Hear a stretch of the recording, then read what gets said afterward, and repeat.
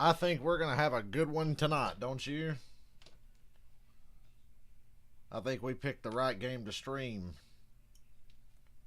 It's a snow game. If for any reason, it's a snow game, bro. It's fucking snowing. A lot. So I think this is going to be fun. Trying to get my stream up on the phone so I can look at the comments. Using my data, staying off the Wi-Fi so the stream will run smoother. Hello, Lori.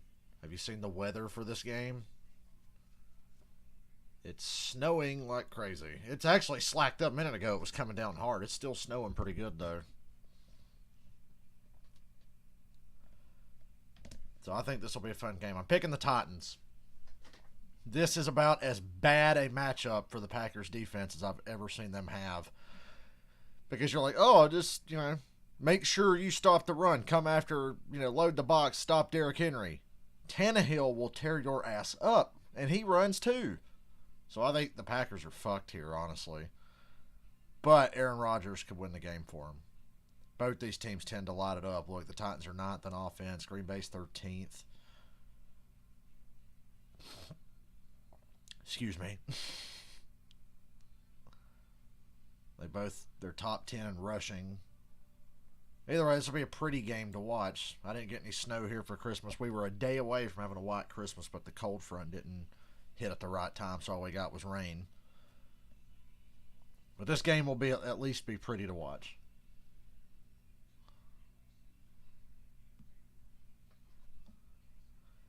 I just hope it's close. Or it's a blowout and I get to go to bed early. Because I gotta work in the morning. Should get some good hours tomorrow, though. I gotta remember, I just bought a PS5. I need the money. I have my motivation. Let's watch some god-dang football. Some god-dang football. This should be good. I love snow. I love video games that have snow. I love when there's snow in football games. I didn't like when it snowed at Martinsville 2 years ago and the race got put to Monday. That was annoying. But what can you do? Snow in a football game? Beautiful. Good way to end the week. I feel like a kid on Christmas morning. Tonight, my guys have headed north, where there's an ageless gunslinger waiting. This is going to be a lot on Aaron Rodgers here because I don't see the Packers defense holding up very well. The Titans do too many things well on offense. There's not a single thing on offense the Titans can't do, and the Packers are just going to be completely lost. I don't know if the snow helps or hurts. I tell you what, in snow games, Aaron Rodgers is a bad motherfucker. Him and Tom Brady in snow games kill people. So we'll see. I think Taylor should start no matter what as well. Actually, I'm sure they'll see what he looks like in practice this week, Robert. You know how that goes. They'll evaluate it this week, see where Alex Smith is at, and see how the Taylor guy plays in practice. This looks like a fun game to be at. God, not having fans sucks. Because I feel people are getting robbed of being at an awesome game. His career renaissance has continued this season as the Titans came into the week with the league's top scoring offense. The center Ben Jones told me, Ryan's no backup. He's one of the best quarterbacks I've ever had in the huddle. He's given us the confidence that... Here for the Masked Singer. What's this football shit? Well, change of plans. I'm a sucker for snow. It's snowing at Lambeau Field. Therefore, we're watching the game. And the Packers have that heated field, and it's not even keeping the snow off. Titans clinch the AFC South with a win. Packers could still come out of this with the 1 seed with a loss. But because the Colts lost today, the Titans can win the AFC South. And if that were to happen, they could still be the NFC East or the NFC #1 seed if they beat Chicago next week at Soldier Field. Tennessee won the toss. They've deferred. The longtime Patriot, Stephen Gostkowski, will kick off. Back to receive is Malik Taylor, first-year man out of Ferris State. There's a look at the field. We have digitally been able to put in the numbers, as you can see. We got the digital yard markers. Staff and everybody here visually, even though Chris and I have our radar out tonight. Packers receive. The instrument landing from Green Bay. What a beautiful day. Boy, that snow is blinding. I feel like I'm staring into the lights. And the ball, they did the John Casey. The ball went out of bounds. Packers get the ball at the 40. The league MVP is really tough to call, but I'm going to have to either give it to Aaron Rodgers or Derrick Henry. I think Mahomes, after today and everything, he's right there in it, but it's got to be Rodgers or Derrick Henry, right? And it'll probably be Rodgers. They start at the 40-yard line with Aaron Jones as the running back. And right off the bat, a little bit of a stoppage here. For what? What, they can't, can they not find the 40-yard line? 40-yard line is what it announces. They couldn't find the 40-yard line. Hey, there's the 40. They do. Somebody get that referee a tablet so he can see the NBC broadcast. Let me refresh my game thing here. That's a first. I don't think anybody's ever seen that. They couldn't find the 40. I think they originally spotted it at the 35-yard line, so they find the 40, and off we go from Green Bay, the first scrimmage play. The frozen tundra. Daphne in the backfield as well, along with Aaron Jones. And he begin with an inside handoff here. And Jones picks up about 3 as he gets to the 43-yard line. That Green Bay offense. Titans defense is just a little suspect, but nowhere near as suspect as Green Bay's. Like I said, this is a matchup nightmare for the Packers. Mike Pitton is fucking clueless, dude. Touchdown receptions this season. The guys up front, Bakhtiari top right at left tackle. Lindsley back. He's been out for the last 3 weeks. The center. So it's 2nd down and 7. Great offensive. 2nd and 7, or so we think. Tremendous protection for Rodgers and paving the way for a good running attack. Rodgers first pass to the outside. Adams right at the marker for a first. Adams is there, having a tremendous season. I think they mark him just short. 100 yards per game. No issues whatsoever for Aaron Rodgers, even with Kevin Byard coming down on a slot blitz right on him. He just appears to be as comfortable now as I've seen him play in the game. And I think a lot of it has to do with the fact that he's just buying in to what Matt LaFleur is. I wonder what the footwear is like for a snow game. Like that, he's jacked up that completion percentage right around 70%. Give him the first right at the 50.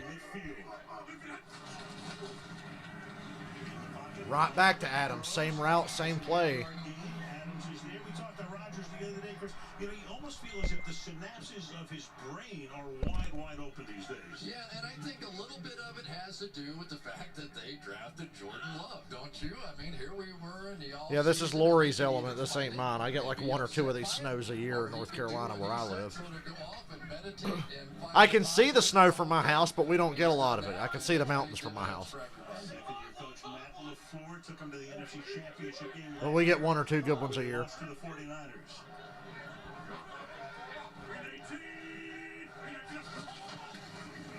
Motion, 2nd down and 2. Nice run. First down, Aaron Jones. And that is Jones taken down by Byard. So a good start for the Packers. First down as they spotted at the Tennessee 31-yard line. Yeah, one of the guys that I think we should keep an eye on here tonight is our left guard in Elton. Yeah, they'll schedule a Sunday night game based on importance. I would imagine they want the 2 NFC East games going on at the same time, so it's hard to say. Miami-Buffalo might be the Sunday night game. I bet on Miami-Buffalo being the night game. Buffalo will be playing for the 2 seed. The Dolphins will be trying to wrap the playoff spot up if they don't have it by then. Going to the fullback on a bootleg for a first. Rookie out of Indiana State, and that's a first down. The Tennessee defense. Now the question becomes, can they put a pass rush on? They're last in the league in sacks with only 14. Last in the league in sacks. Boy, that was the pain at the end of the Mike Smith era for my Falcons. Every time I hear that, I cringe because I'm like, I remember what that was like. Comes back. He made his season debut last week. He's been out with a knee all year long. Vaccaro back for an illness. Byard is this stuff from Malcolm Butler, we know from his Super Bowl heroics back in 14.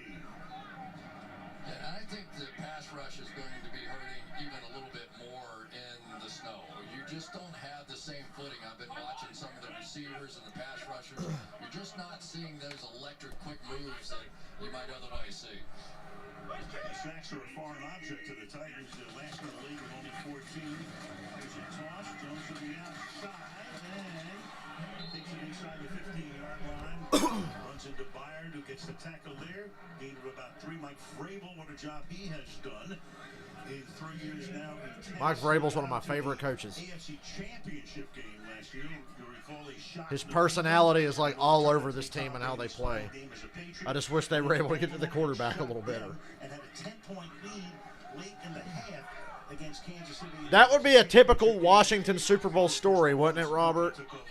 All you'd need after that is a strike-shortened season.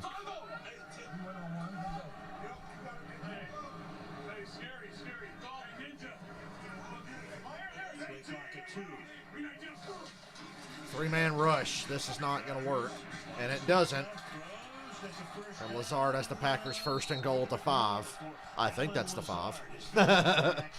Moves the sticks and makes it first down and goal on the game's opening drive. One of the real unsung heroes of this football team with the Green Bay Packers is... As a Saints hater, I guess I'm cheering for the Packers, but I picked the Titans to win. Whether it's his blocks in run game, whether it's his pick plays that he does down the field, and so you know Aaron Rodgers loves to get him involved just to make sure he's on the field as much as possible. First goal from the 5-yard line. It's a bubble screen to Adams with no blockers. Touchdown. Didn't need a blocker. Hit the stiff arm and the dive and got the touchdown. Down the field they went. 8 plays, 4 runs, 4 passes, and made it look easy. Touchdown, as the Pittsburgh people would say. Jackson basically has missed almost the entire season with a knee injury, and so you got the feeling that Aaron Rodgers was going to check him out very early in this game and put his best open field runner on him right away, right to the end zone. That was a heck of a play to dive him in there, too. Jason Crosby in his 14th season with Green Bay and misses this one. The extra point's no good. 6-0 Packers. Game's opening drive. 6-0 Green Bay. Rodgers to Adams. We've seen this before.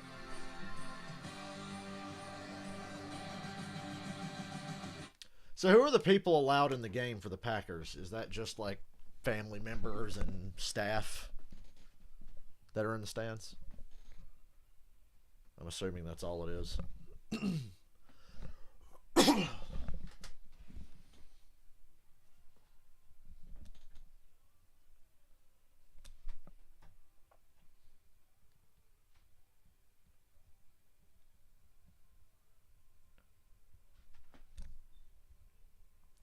Okay, so we know Rodgers brought his A game. Now, what about the Packers defense?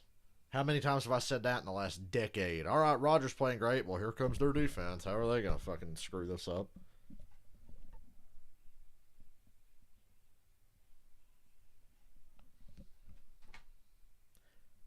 Other than Marino, has there ever been a quarterback fucked by bad defensive play like Aaron Rodgers has been through his career? Other than Marino or Matt Ryan, maybe. The Falcons have had one top 10 defense in Matt Ryan's career. I'll take the other. I think Henry gets 175. These defenders are going to be sliding around on skates. I think we've seen so far advantage offense for sure.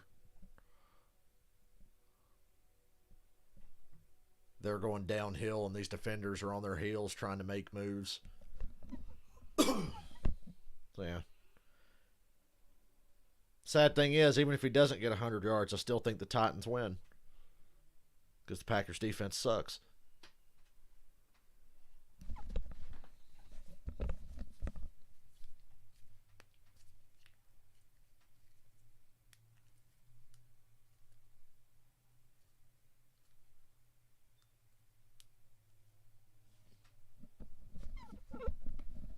Hopefully by the end of this game they'll announce the schedules for next week. Although I guess they gotta kind of wait for the Buffalo New England game tomorrow. By Toyota, let's go places. By Geico, you can save even more by bundling home and car insurance. And by Bud Light, reminding you to enjoy game day responsibly. And right there you see some of the first responders, the doctors, nurses working in Nashville, as well as Dr. Alan Sills, the NFL's chief medical officer, that is the league's medical protocols all season, recently vaccinated. 24 degrees. And some first responders and healthcare workers. Oh, it's first responders, healthcare workers. Lambeau Field tonight, a little less than 1,000 in a place that would normally be rocking on this Sunday night. 6-0 Green Bay. Tennessee will get the ball. Kickoff. There are not going to be a lot of touchbacks tonight from the looks of it. Titans will start at the 35. Ryan Tannehill, a bad motherfucker, deserves a lot more respect than he gets. A.J. Brown. I can't believe Corey Davis is ranked ahead of A.J. Brown in Pro Football Focus. Because A.J. Brown's the one who jumps off the screen at me every time I watch the Titans play. Good offensive line, too. Hell, they know how to run block. Henry trying to win the rushing title in back-to-back seasons. Give him MVP. No gain. So Derrick Henry went to Alabama, won the Heisman, won the national championship. A little slow start in his career, playing a backup role, and then all of a sudden he exploded a couple of years ago. Last year, tremendous. This year, again, a possibility that he gains 2,000 yards. If he hits 2,000, he's got to be MVP. Right from the start, they come out with their 5-man offensive line. They do not want Derrick Henry to get going. They go right back to him. 5 yards. Tackled by Chris Barnes, who made a big play in last week's game against Carolina. It'll be 3rd down and 5. Yeah, the Green Bay Packers are a team. Here they are, 5 across, linebacker in here. A lot of the time this season, they will play 6 defensive backs on the field, but they've got some injuries. And, of course, with Derrick Henry out there, they don't want to leave themselves too vulnerable to his running game either. So a little different look tonight out of the Packers. On the sideline now, that's Jerry McNichols, who comes into the backfield flanking Tannehill. 3rd down. Nice catch. Wow.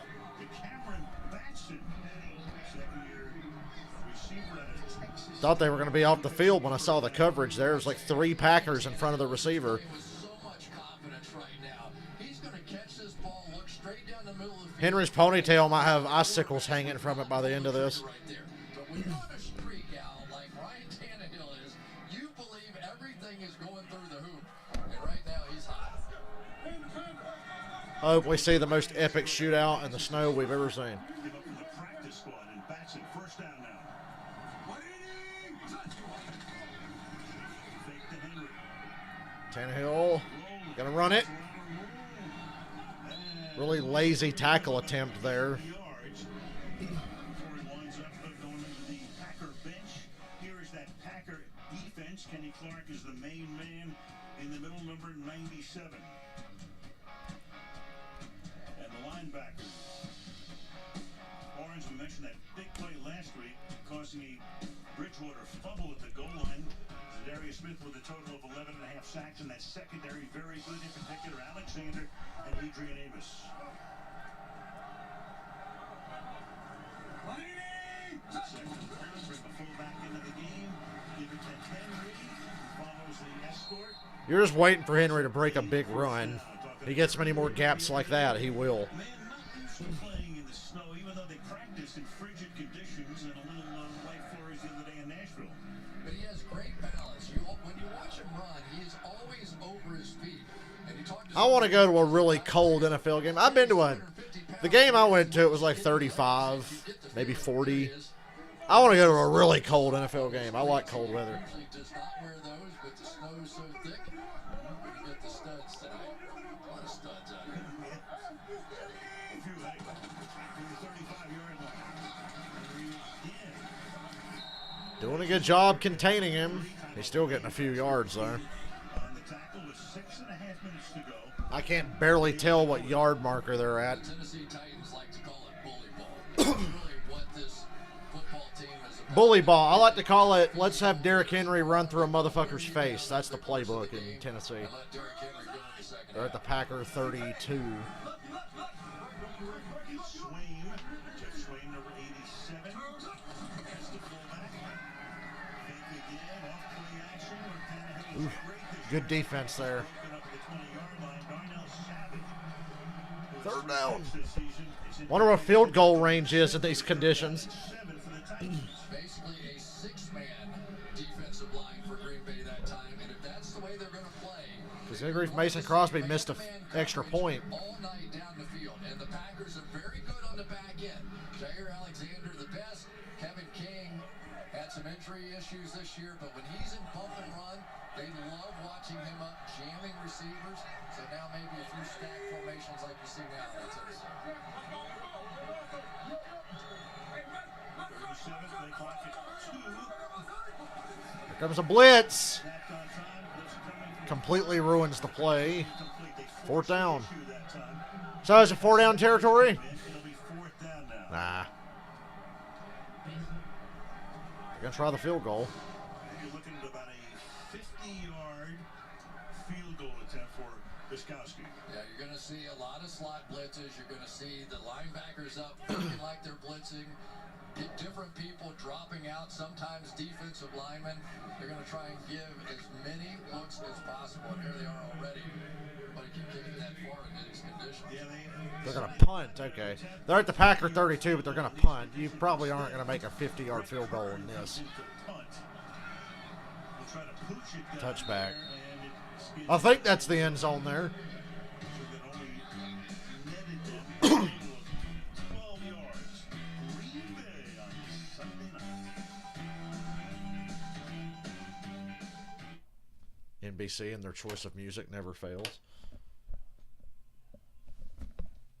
Let me send a stupid message to these people so they'll leave me the fuck alone. Let me watch football. Whoops. I didn't want to open the Fox Sports app. Fuck out of here.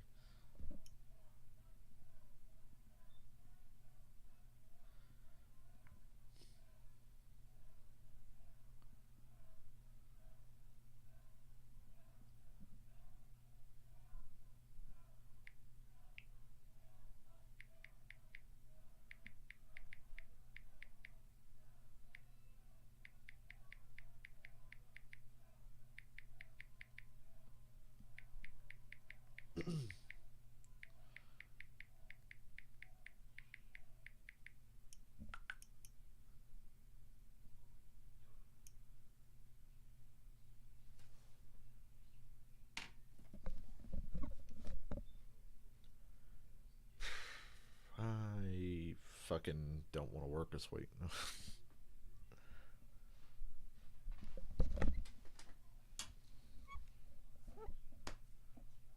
Wouldn't it be swell if my PS5 somehow got here Friday or Saturday instead of like next Monday or Tuesday when it's expected? Wouldn't that be something?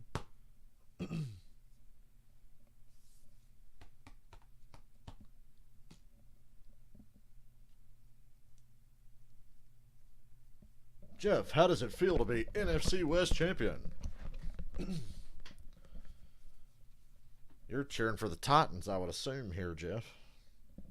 You're a Titans fan and a Bears fan next week. And a Panthers fan because the Saints play the Panthers. I got everything I wanted today. My team has the 3rd overall pick in the draft right now going into the last week of the year. That sure is something. So many possibilities. I still feel like we're a pick away from getting what I want, so... And there's no chance we get to 2. The highest we can get is 3. Look at that pretty-ass Christmas tree in front of Lambeau. I love those purple and pink lights. Starring Mr. Mayor premiering the 7th of January right now on NBC. Outside Lambeau Field.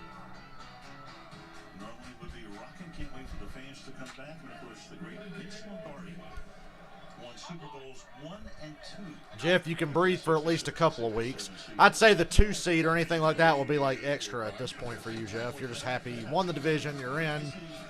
Take the next week or so to relax before it gets really stressful. Because it's about to get really stressful. So the rookie out of Boston College, second-round pick, gets a yard here, 2nd and 9. Yeah, pretty nice play on the other side by David Long. There's been some key injuries for the Titans on their defensive side of the ball. Jayon Brown, their outstanding inside linebacker, and of course they lose to Devian Clowney as well. That really hurt their pass rush. That has been the major bugaboo all season. Bugaboo, I like that word. Not get after the quarterback.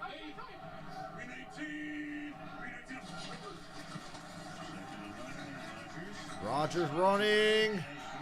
Showing Jared Goff what he should have done more today. Rodgers gets to the 35. But not until he picks up a first down on a gain of 14. Nobody sees the rush better than Aaron Rodgers. They've got a little stunt going on just to the right of him, so he's fine. All right, you want to slide inside? I'm going to come out here to the outside. Did I tell any of you that I can do squats at 405 pounds? That's been my new journey this season. And he looks confident running it or throwing it. Had to get those legs stronger. All he had was leg and knee and ankle injuries the last few years. Number 2, David Long Jr. making the tackle, 2nd down and 9. Yeah, I really think this David Long has added a little element to the defensive side of the ball. And whether it's some run-throughs, whether it's just taking his shots, being aggressive, whatever it may be, he has added a little something special for them on that side of the ball. He had a career-high 12 tackles in the game a week ago. Inside 4 minutes to go in Woodard.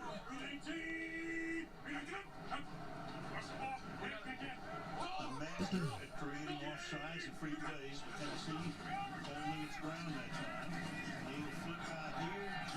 Ooh. Kenny Vaccaro made a nice tackle all alone.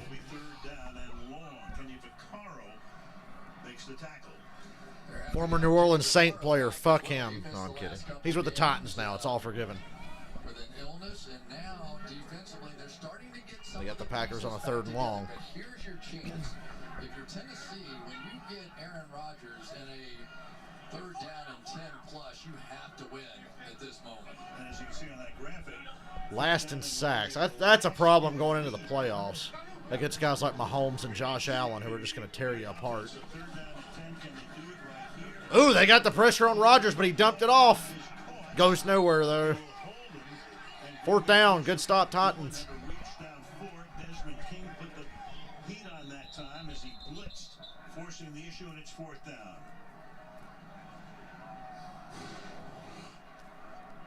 You're going to see a double blitz here. You're going to see Desmond King, and I think that's David Long right there, both coming. The one time I've seen Aaron Rodgers struggle a bit this season was against Tampa Bay, where they blitzed him just nonstop. Oh, they just called hands to the face. Packers get a first down. Brad Allen, first time we hear from him tonight. That was late. Evans. Well, first down Packers. Never mind. Instead of a 4th and long and a punt, they get a first down. Yeah, what was one of the first things that Mike Vrabel said to us? He said, I just cannot stand it when we do stupid things and have stupid penalties. When we beat ourselves, we practice so much. 3rd and 10. You had the Packers on a 3rd and 10. You make the stop, and then you give them 5 yards, and it's a first down. Evans with the 7th penalty of the season. Never want to lead your team in that category, but he does. Boy, Evans came flying in and missed the tackle. It looked like he was going to blow it up, but The tackle. he missed. Gain of 6. Let's go back and track out the penalty. Well, let's take a look. Yeah, that's hands to the face, ladies and gentlemen. Good call. To the face. And again, 2 times. And that's Foolishness. That's one of their stars on the defensive side, Rashaan Evans. Foolishness. 2nd and 4. Rodgers always the coolest guy in the room. Leaves it to the outside. That'll be caught there by Alan Lazard. Damn, Kevin Byard can't get Lazard down. Boy, that penalty on that third down. It's the biggest difference, really. with Aaron You know Rodgers is going to make sure they pay for that. Rodgers gets off on that. Like, it's one thing for him to drive down and score and beat you, but when he gets aided by a penalty, it's almost like he tries even harder. He just loves to fuck you when you give him a freebie. He takes advantage. Rodgers on the Pat McAfee show is one of the highlights of my week every week. Oh my God, look at all that space. How did Tanya not get voted to the Pro Bowl is what I want to know. His name is spelled T-O-N, but it's pronounced Tunyon. Tunyon. So then you get all these stretch plays going this way. He needed a ton of Pro Bowl votes because he deserved to get elected. Aaron Rodgers with his 405-pound leg squats out in the wide open to his newly found tight end who's been making plays all over the field.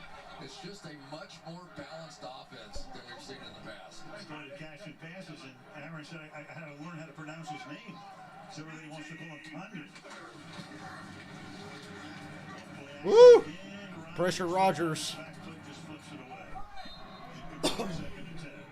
Don't touch him, it'll be a flag. I've watched enough Packers games to know how this goes. Look at what Aaron Rodgers has done to passes with 2.5 seconds or less, which is sort of par, if you will. You can see he's moved right up the rankings here, and the numbers that he's put forward are some of the best in the National Football League. But that also sets up the deep throws. So then the more frustrated the defense gets and starts to come up on those, now you find Marquez Valdez-Scantling and others down the field. There's his first incomplete pass. He stayed at a 9. Dillon stays in. Gain of 9, 3rd and 1. That'll end the first quarter. Yard shy. Byard making the tackle there. It'll be 3rd down and 1. Well, the Titans defense looks how I thought the Packers defense would look. Watch this cut. Some of these players so far in this game have There's nobody making contact with anyone until they're already well past the line. so far in this game. I think it takes a And by well past, I mean like 5 yards or more down the field. There's nobody getting in the way. Large human being, 6 foot, 250 pounds. First quarter is over. 6-0 Green Bay. Sunday Night Football. Back after these messages. You heard the man. I'm going to finish off that milk, actually. My throat's feeling funny. It's allergy season, and I talk a lot. I just have to come on here and watch football with you. Why do you ask so much of me? Kidding.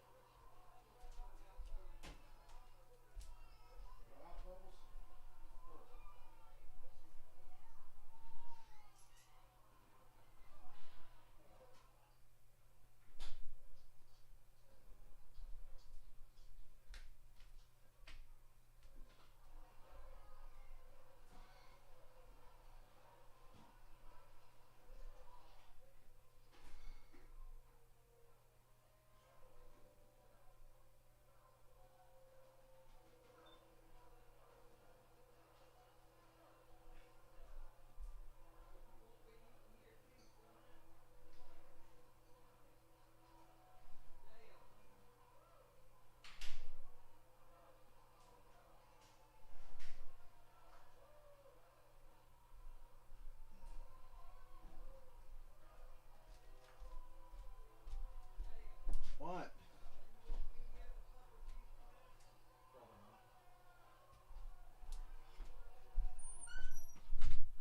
Okay, I'm back.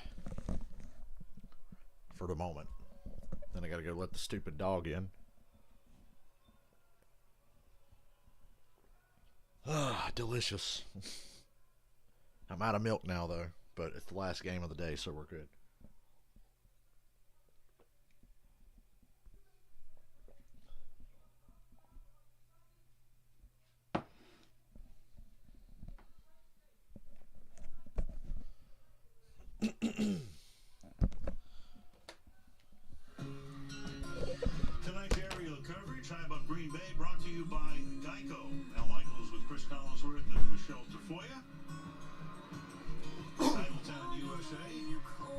Look at the doggo. Oh, no, he's going to pee on the statue. Cross-country skiing. And The dog looked like he was about to piss on the Vince Lombardi statue. Man, that Christmas tree's pretty. You ever do that, Al? You ever just take a piss on a statue of Vince Lombardi? cycles on ice, that's as close as I've come. Barrel jumping. Oh, yeah, of course. 3rd and 1. Third Packers have had all the answers so far. second quarter from the 21-yard line. Dillon It's stays play action. in, they fake the ham, and then Rodgers will go for Touchdown. Equanimous Equanimous St. Brown. What a name. They got away with a hold, though. Did you see that, Jeff? was a killer. Watch this hold on this replay. I would have called holding on it. It looked pretty obvious to me. Never mind, they're not showing it. They're showing down the field. 3rd and 1, you know you're going to get man-to-man coverage. One of your faster players going down the field against their slot cornerback, just like Steve. There was 2 holds on that play by the Packers offensive line. If I could see Jersey being tugged, it's too obvious. Touchdown Packers. They are hot. And that's that penalty. Otherwise, it would have been 4th down and long. You would have had a punt. Now, because of the missed extra point earlier, Vrabel looks on as LaFleur decides to go for 2 to try to make it 14 to nothing.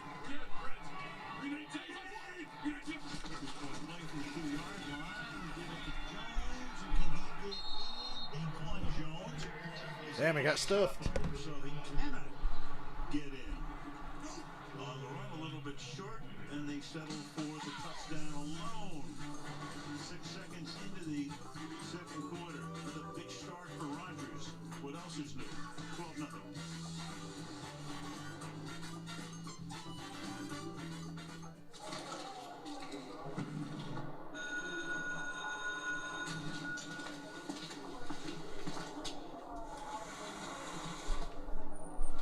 Sorry about that. I had to go let the fucking dog in. Packers went for 2 and didn't get it.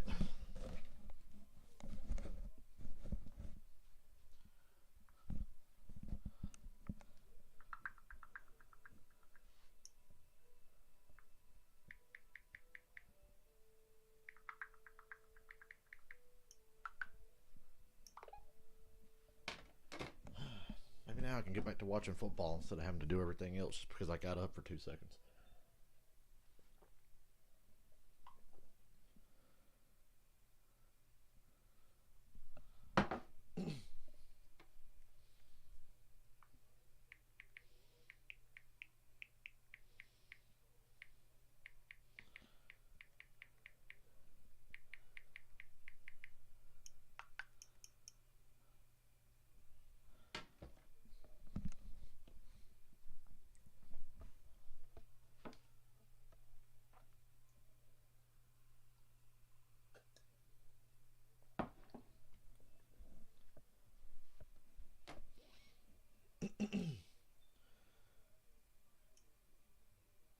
I should start turning my phone off on football days.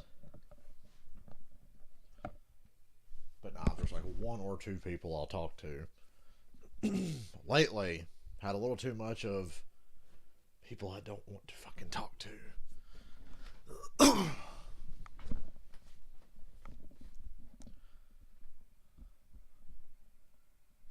That's my biggest problem at work. You know what's great? Me and my dad will be at that place tomorrow morning at 6, and I know there ain't no way in hell you know who's going to be there that early, so I should get some peace and quiet tomorrow morning.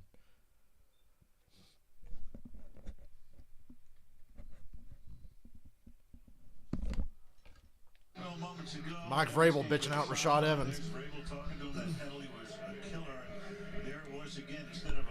Yeah, they had him off the field. They made the stop, and that penalty kept the drive going. And I told you Rodgers would fuck him extra hard. Give credit to David Bakhtiari because he stayed after him and he frustrated him. And as he did that, he got the hand to the face and got the big penalty.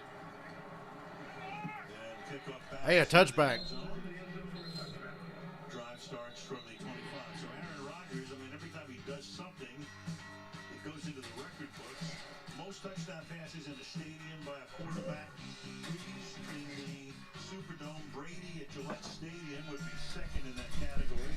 Roethlisberger at Heinz Field, 226. And then Lambeau, you got Rodgers. Look at Brett Favre up in the window. That's funny. I thought Brady was going to get it at Ford Field the other night. Collinsworth. That's true. Derrick Henry. That time, there was a hole to his left, but Henry ran straight into the pile. But they're doing enough so far to hold Henry down.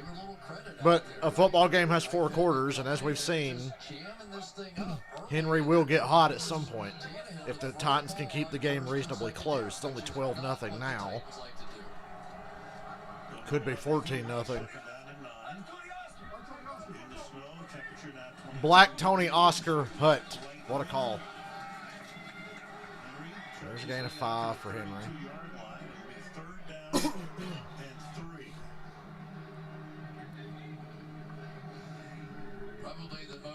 Got to sustain it here. You can't give it right back to the Packers. You'll never win this game.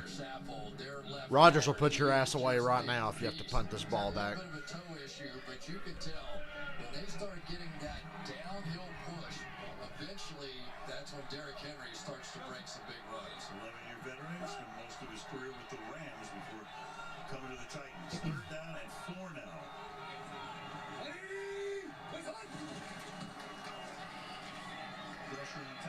Oh, Tannehill threw it right to him. Well, I'm worried that this game's going to go out of hand.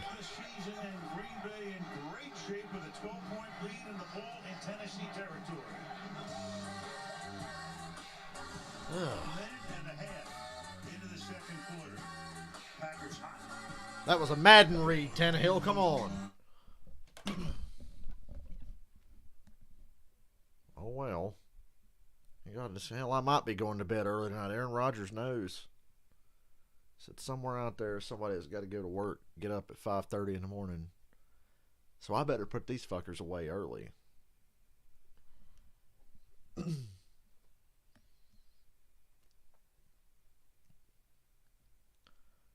Should have streamed Steelers Bengals last Monday. Man, I wish I had.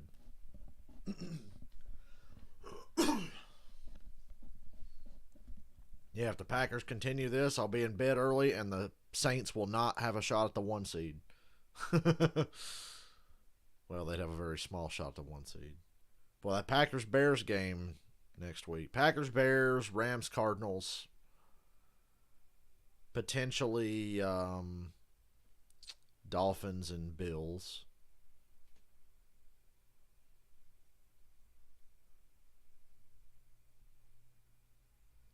They're getting too excited about the Bears again, lest we forget they played the Vikings and the Jaguars to get to this point. Oh, the Bears lighting up the scoreboard. They played the fucking Jaguars and the Vikings, dude. We saw on Christmas how bad the Vikings really are on defense. So I'm not surprised old Mitch Kissing Titties was able to win a shootout against the Vikings.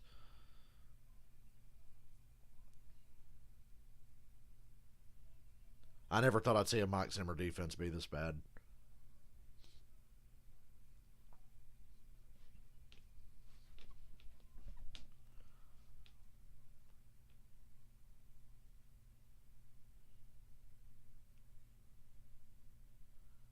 Well, that Chipotle commercial looks good.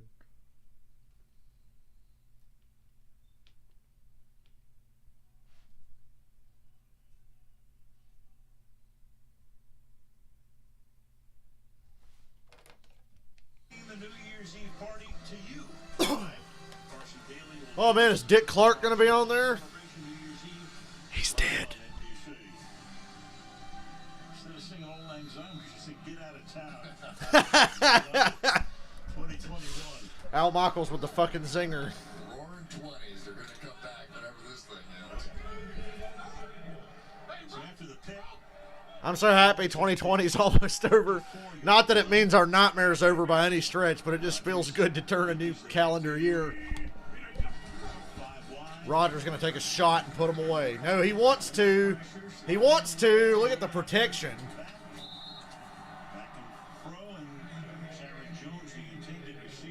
He had great protection there. He had all damn day. Yeah, let's give a little credit to Rashawn Gary, who's going to take Quessenberry right back into Tannehill here. And I really feel like Rashawn Gary is one of the key guys on the Green Bay Packers this year because they were a little bit down on Preston Smith, some effort things. Gary comes in, has 5 sacks, 32 pressures. They're splitting time with Preston Smith. Preston Smith got better. The whole defense got better.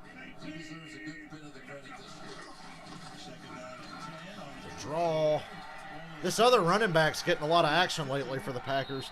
To the 20-yard line. Jones came out of the game. He's been battling a toe injury. Got hit by Malcolm Butler on that last incomplete pass, and so we may see a lot more. They need Jones for the playoffs. 45th carry of the night. That will be no problem for that big guy right there. He had over 4,000 yards rushing in his time at Boston College and 250 pounds. He will be a problem tonight. Dillon spent 5 weeks on the shelf on the COVID list. So he's working his way back. Tonight, 5 tackles for 31 yards. So this one fake to him, and the pass is caught outside by Tavon Austin. Tavon Austin. I wonder where the hell he'd been. This is one of the basics of this offense. Basically, it's a run-pass option. Everybody's going this way, including the run. He can hand it off, or he can throw it back this way. And now that they've got a Tavon Austin, who, Al, you'll remember him back with the Rams. He ran under 4.4, one of the great speed guys that come out of the draft. It's given him even more options on the outside. So whichever way Aaron likes it, he can hand it off or throw it. Also played with Detroit and Dallas. Austin did. And met just past Third the line down. of scrimmage. That time Evans is right there to introduce himself to Dillon and make it 3rd down and 3. Then they go no huddle. Oh, man, they got the Titans all over the place. 12 men on defense. With 12 men on the field, and they just have done that. He's the master at that. Drawing off That's another free first down by penalty. 12 men on the field, Cole. Oh, never mind. All right, so Brad Allen, even The refs were not in position. an extra man or 2 on the field, the officials weren't in position. Put 11:52 on the clock, 3 more seconds, and back we go to a 3rd down and 3. I love those smug looks Rodgers gets. Rodgers mad when he gets those guys trapped on the field or he gets a shot at a free play and it's taken away from him. He is not happy about it. One thing he is happy about tonight, though, his tremendous center, Corey Lindsley, back in there and starting, and he's probably been the best center in football this year. Rodgers 10 out of 12 for 90 yards and 2 touchdown passes. Keep it on the ground. 1st and goal. Dillon again. So the Packers have the ball at the Tennessee 7 now, and a 1st and goal. Watch Lindsley here move the linebacker off the ball. There's David Long, and they're just going to walk him right back. Boy, it is nice when you can turn around on a 3rd down and 2 or 3 and just hand that football off. Wonder if Rodgers is open for play. Yeah, A.J. Dillon. I'm surprised he's getting so many carries. Not now that Jones is out, but where's Jamal Williams? Goal line fade. Touchdown, Devontae Adams. That fade route. That's Rodgers' favorite play. Go for 2 again. Packers 18-0, pending the conversion. Nobody is better getting releases off the ball. Watch the little quick footwork, and he runs so many slants. You have to play that. But the amazing thing about The way Adams gets his feet in bounds when he's out there near the edge, he's one of the best at that. Just his feet, and he's so good at it. Maybe the best in football. I just said that, Chris. So Mason There they go, ripping me off again. first extra point I just told you that. comes in here. Crosby makes that extra point. It's 19-0. But the Green Bay Packers in a big Ugh. game, 19-0. We all have seasons Well, at least the Titans are making mistakes on both sides of the ball. It's a team effort so far. Complementary football, they call it.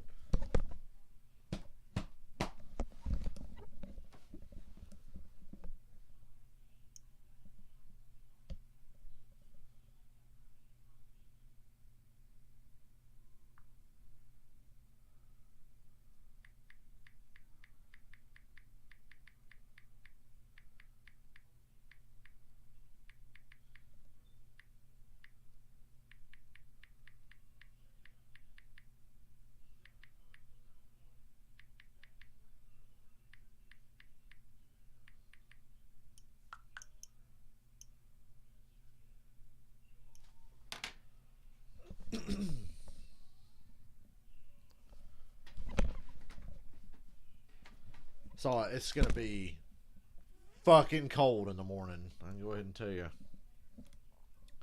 It's not supposed to get above 35 till about 10 a.m. or later.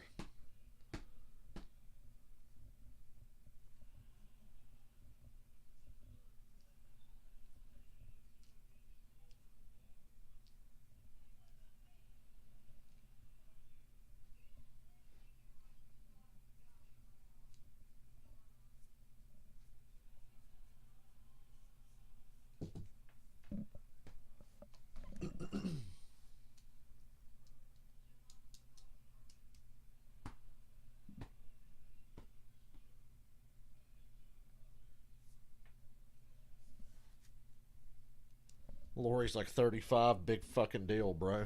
Yeah, I know.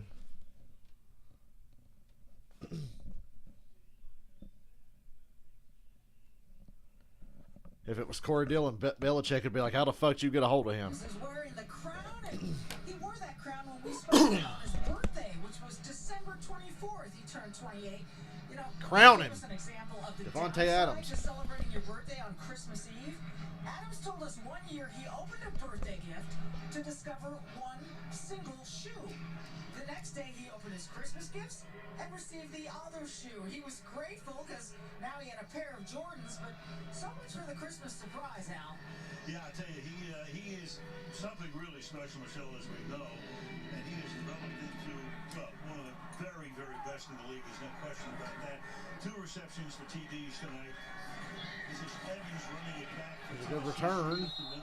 Take it down up to the 32-yard line. He knew what he wanted to do way back when he was NBA or NFL star, he said. Was he going to be an NBA or an NFL star? Probably either one he wanted to be.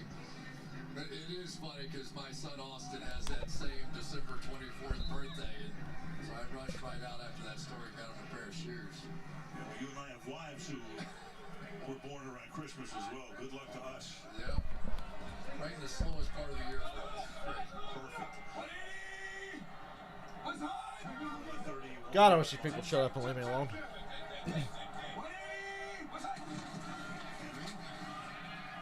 Oh, Tannehill gets nailed. The first guy didn't get him down, but the second and third guy sure did.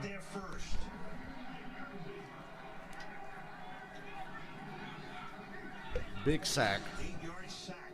And here's what happens. They run through in here, which means the tackle has to... Yeah, this is how you take Derrick Henry out of the game. You sack Tannehill and put him behind the down and distance. It's your quarterback.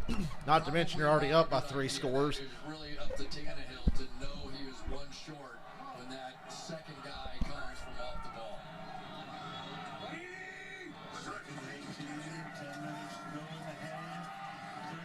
Batted down. 3rd and 18. One of what they call the Smith brothers, unrelated, of course. Knocks it down, 3rd and 18. Well, when you can't get to the quarterback, you get your feet gathered underneath you and get your hands in the throwing lane. And this is a nice job by Smith of getting that one done. Big guys on the edge, very athletic. And in Rashawn Gary, and they have some weapons out there. And right now, Al, Tennessee needs to start playing a little bolder. Gotta be a draw on a punt. They're a little tentative with some Nope. of these routes. Empty the backfield. This one got 19-0. And Tannehill's going down again. And he gets sacked back at the 13-yard line. Bad play call. Smith That really put Tannehill in a shitty spot. And he's got grass and snow in his face.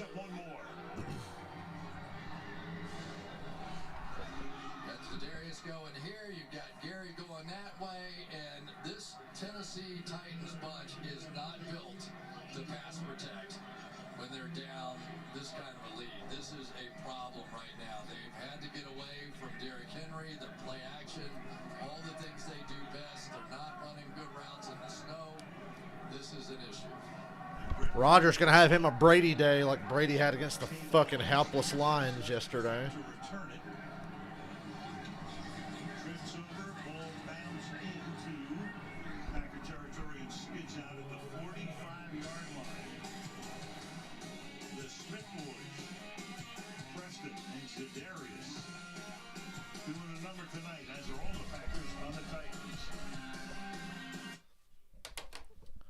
Oh boy. Gonna be a short stream, isn't it? I was all excited to watch a snow game, and then it's just, oh, not gonna be fun at all. But the sadistic part of me wants it to get even more out of hand. I admit, I love a good ass whooping sometimes. You secretly hope things get worse. Like, yeah, I want to see a great competitive game, but if I can't, I just want to see a fucking massacre. Yesterday's massacre wasn't good because it didn't feel fair. The Lions got annihilated, but it just didn't seem fair. This, though, Titans deserve this if they keep letting it go this way. Titans have been one of my favorite teams all year, but they've had some rough moments. The Cleveland game, the first half against Pittsburgh, the first game against the Colts, and now this.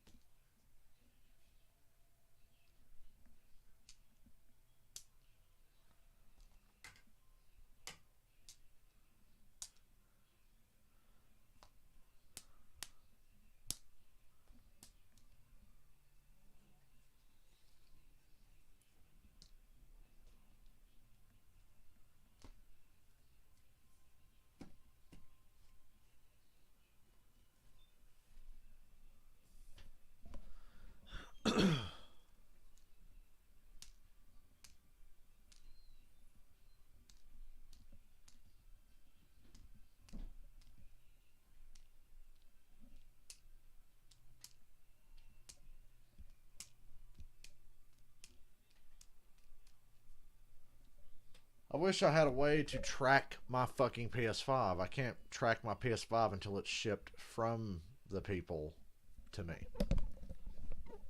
So, not knowing really sucks. I want to be able to track it like every day. Every 20 minutes I'll be having my phone out. The Packers are not only taking care of business at the line of scrimmage, a little help for your friend, then up to the linebacker. Corey Linsley's return, huge. The #1 graded center in the National Football League this year.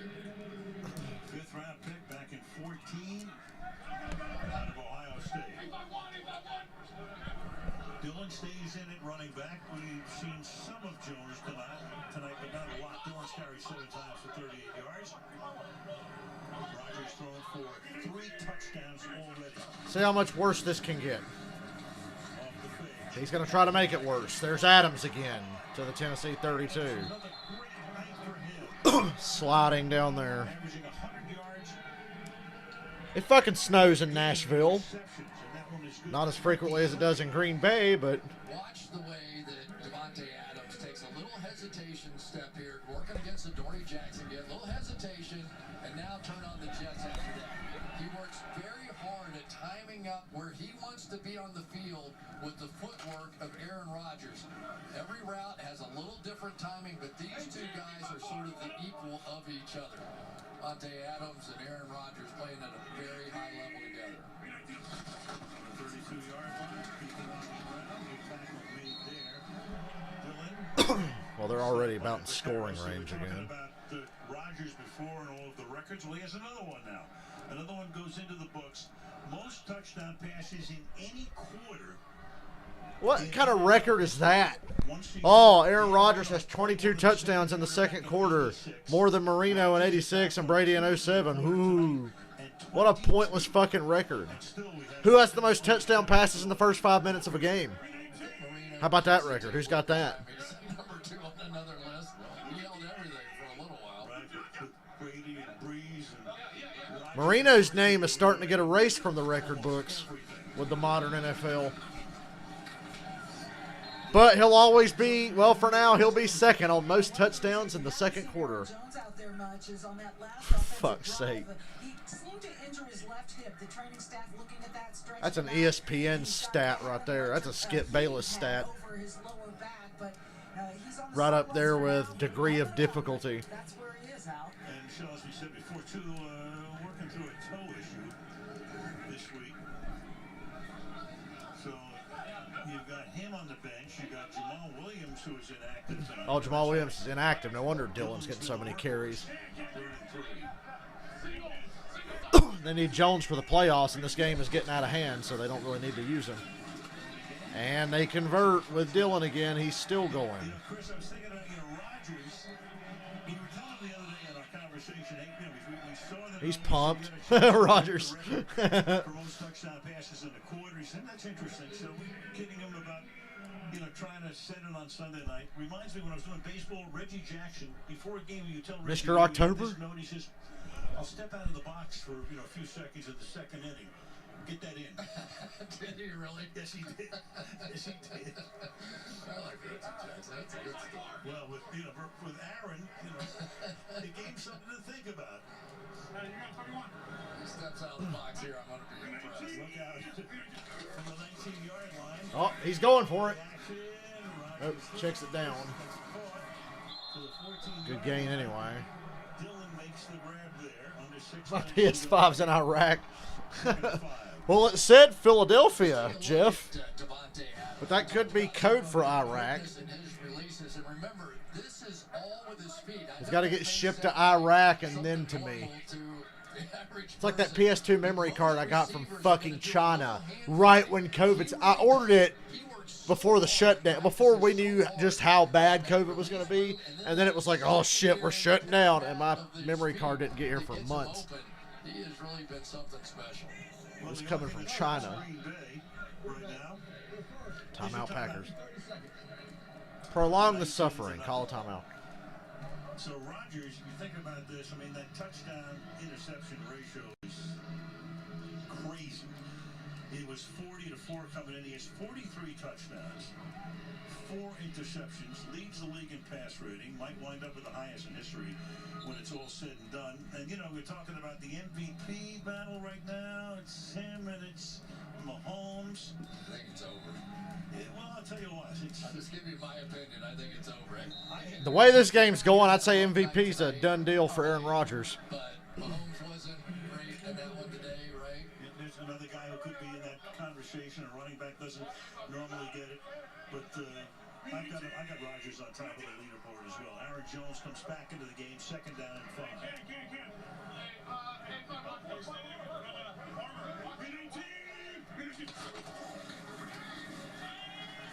Hey, Titans were all over that.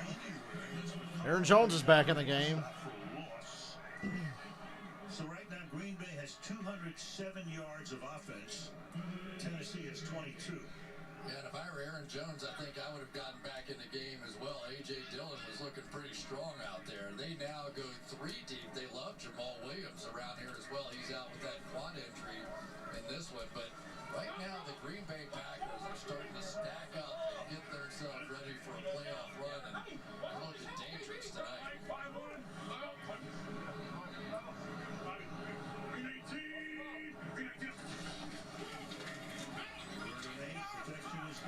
Oh, overthrew Tunyon. 4th down. The Titans made a stop. Rodgers looks so fucking disgusted.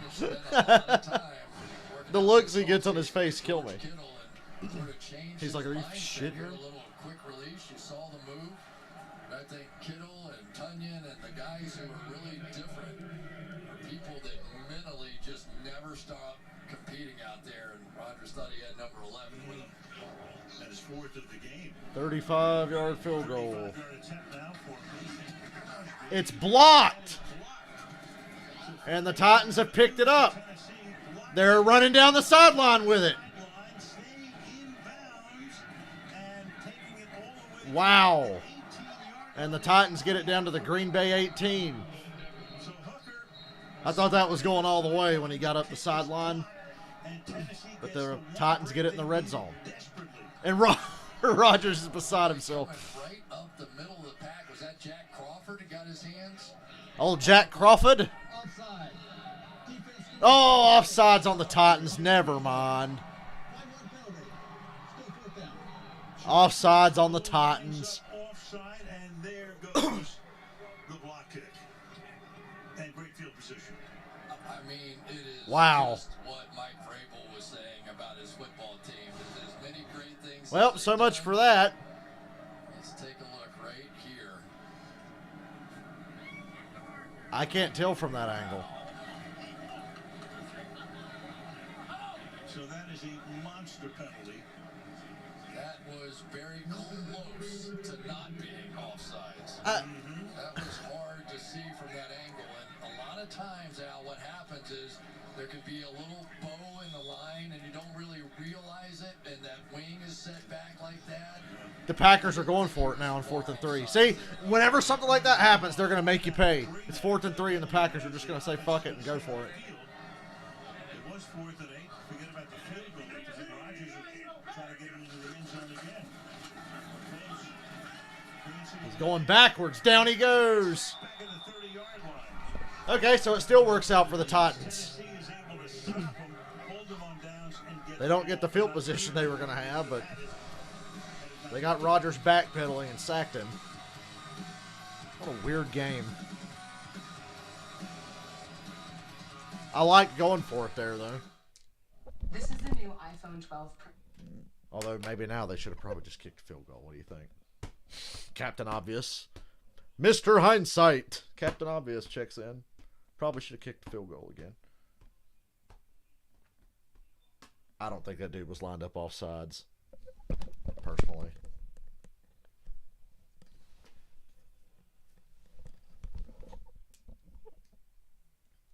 I really didn't see it.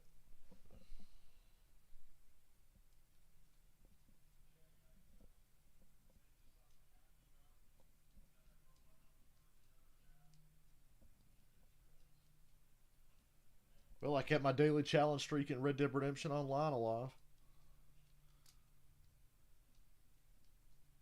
Played for a few minutes and got like 4 challenges done. So the streak lives.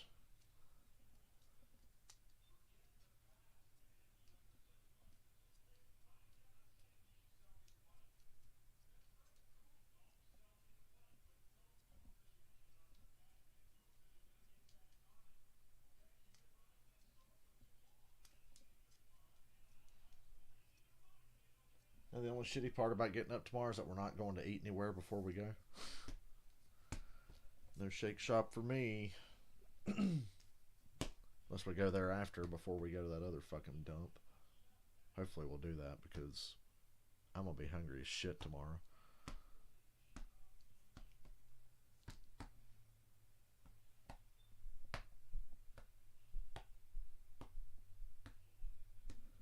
Fucking my PS5's in Israel.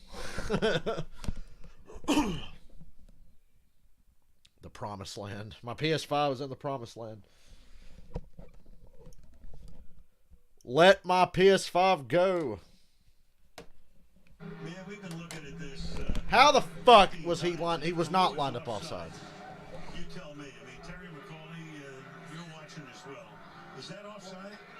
Al and Chris, we're not directly down the line, but look, this is entirely too technical. There is nobody offside on this play. Thank you very much. I agree. Yeah, it was, and they would have had the ball. The Titans should have the ball at the Green Bay 18 right now. But at least They got fucking screwed again. if the Green Bay decided not to kick the field goal. And that was an awfully late flag too, wasn't it? It's like, oh man, the Titans running back. Wait a minute, offsides. Fuck off. He's been doing this, Al, all season. And the most important part of Keep your head down, Derrick Henry. The big runs are coming. Hopefully. Set that hard edge. Don't let yourself get stretched out. Here he goes back inside. He simply throws Jonnu Smith away and makes the play. Second down and 9. Henry. There's a nice little run. To the 35-yard line. Got to stick with it, Tennessee. Henry, when you go back to his high school career, he gained about 12,000 yards in a suburb of Jacksonville, Yulee, Florida. Then he went to Alabama, won the Heisman, the national championship, and he is a monster. Yeah, over 100 yards. It's the last 2 and 5 of the last 6, but here you go. He's out of the game when you get to these 3rd and 4 or 5 situations. The passing game has to start making some plays. 3rd down again. Nowhere close to what they did. A.J. Brown. Oh, he was trying to break the tackle. Jair Alexander barely got him down. Alexander makes the tackle. First down, Tennessee. Nobody in football is better at running this slant route than A.J. Brown. He has put up numbers that are just astronomical. And if I'm the Titans, I'm going for 2 every time tonight. He is just one of those guys Because the Packers missed an extra point and failed at 2. If you score, go for 2. Down the field, on the outside of the field, to open things up for Henry. Brown and Henry, the only Titans selected for the Pro Bowl. The Packers had 7.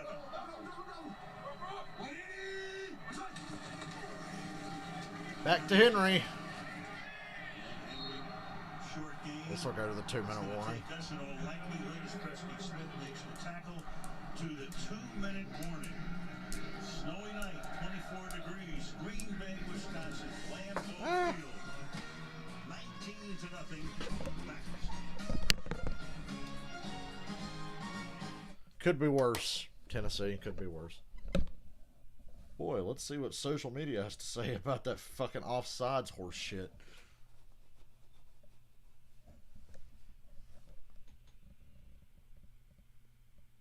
Oh wait, Skip Bayless is dancing. I'm just gonna search offside and see what people say. Because I don't know where the fuck they saw that from.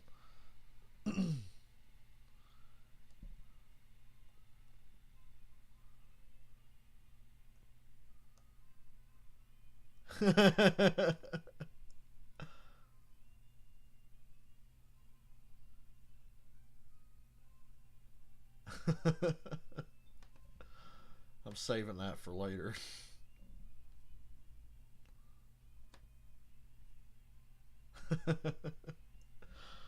Oh man, that's funny. Look, McAfee, it's a fucking image from Twitter. I think we're good.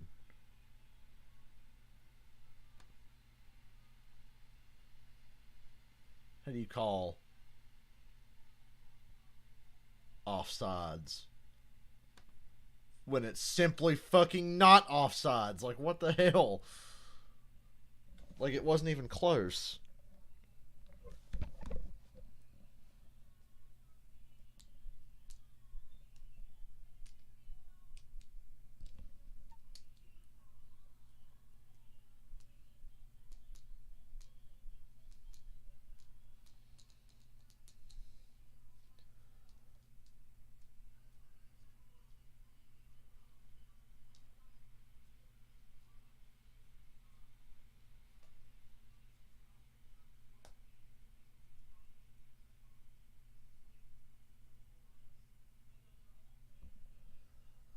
We get it, The Office. God, people have just ruined The Office for me.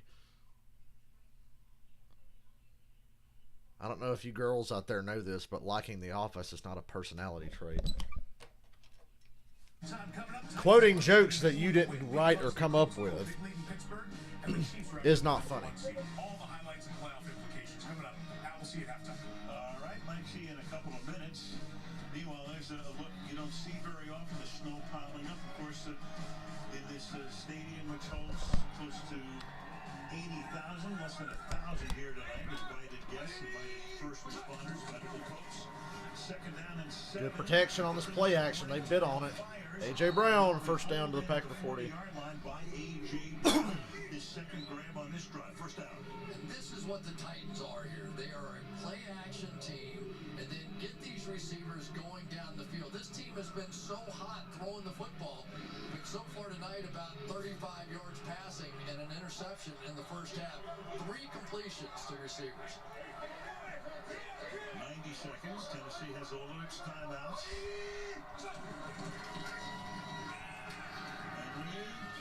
Oh, here comes Derrick Henry.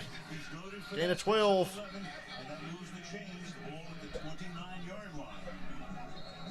One of the problems is if you start firing these linebackers and try and take out Derrick Henry, you better get there, because if you don't, you're going to leave a gap open, and nobody can find it better than 250 pounds worth of Derrick Henry.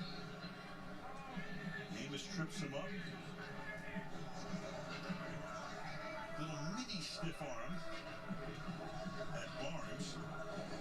Well, he's a guy who can embarrass a lot of defenders and has for years. You know, it's the funny thing about football players. I don't think football players in general get worried about being injured. I just don't. I don't think they worry about that. What they hate is getting embarrassed. And this guy embarrasses people. When you see Rosen and defensive backs flying through the air from one of those stiff arms, you just don't see things like that very often. You see it all the time. You watch Derrick Henry play. Defensive coordinator Mike Pettin, his defense has gotten a lot better in the second half of the season, especially that pass defense. And tonight, at least for the moment, pitching a shutout with a minute 14.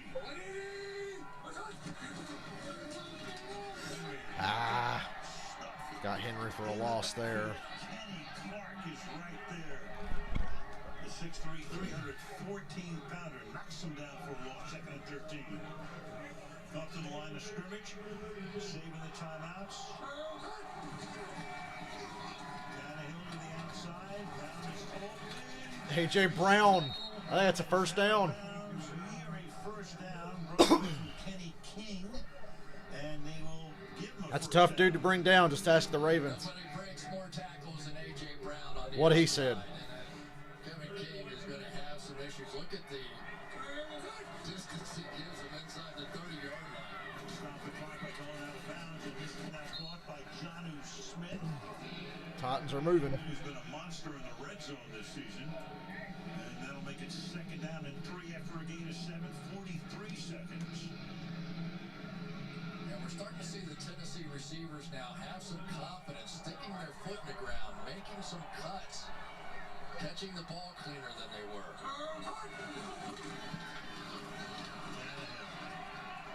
Gets away. Touchdown, Jonnu Smith. Surprised they're not. Wait, they might throw a flag late.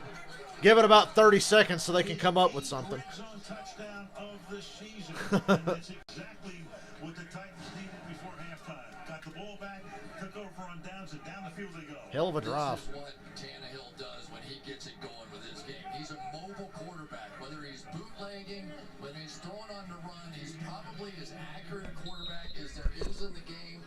Played a little wide receiver back in the day, but that looked like the Maybe we're not Titans going to bed all early. night. Shit, I'd go for 2. 71 yards in 3.5 minutes. 5 runs, 5 passes. Koskowski for the extra point. And what's interesting 19 to 7. Green Bay had a 21-3 lead at halftime and then had to hold on. Will that be repeated tonight? It's 19 to 7. Back after this. Titans don't quit. They don't fold. You can beat them down, but they don't quit.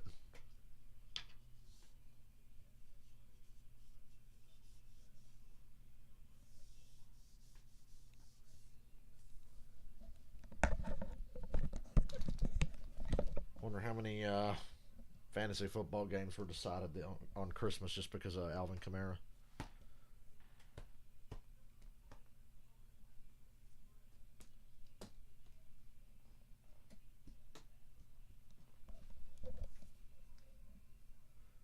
Shout out to Robert for starting 3-6, but then winning out and ending up in his fantasy football league Super Bowl.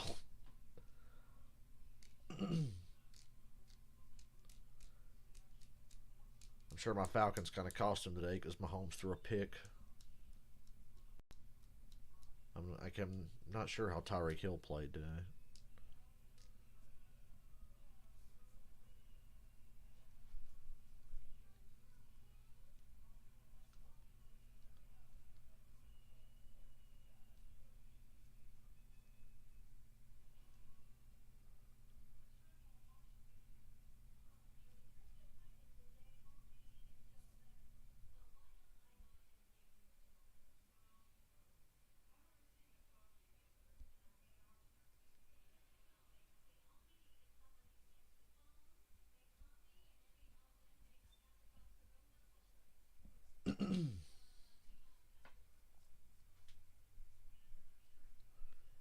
Watch them come back for commercial and say, never mind, the touchdown didn't count. Holding Tennessee. They've had this whole commercial break to come up with something. The 13th of January, NFL action on NBC. Hockey's back. Hey, who gives a fuck except people in Canada? God bless them. Canada. It's like America, but better. Defending champion Tampa Bay Lightning. Hockey on January the 13th on NBC USA. Fun. You can't wait. I can't wait. I know that. Titans get the ball to start the second half. Packers have 2 timeouts and they'll have about 30 seconds or so. 12-point lead. Goskowski to After all that, to only be down 12, you got to be feeling good. Build on that. it's a bouncing ball that will be picked up at the 10. This is Malik Taylor. And will get tackled at about the 22-yard line. Go back and take a look at Devontae Adams and what he does with his releases and his footwork. Look at the confidence. He knows he's not going to slip. He stays over his feet. He's got shoes that work. They're used to playing in the snow. And the Tennessee Titans early in this game just did not look like Devontae Adams. Just the confidence that they can make those moves. On that last series, you started to see some confidence out of guys like Jonnu Smith and A.J. Brown. That's what they're going to have to get to in the second half. And we're back in Timeout. this from AWS.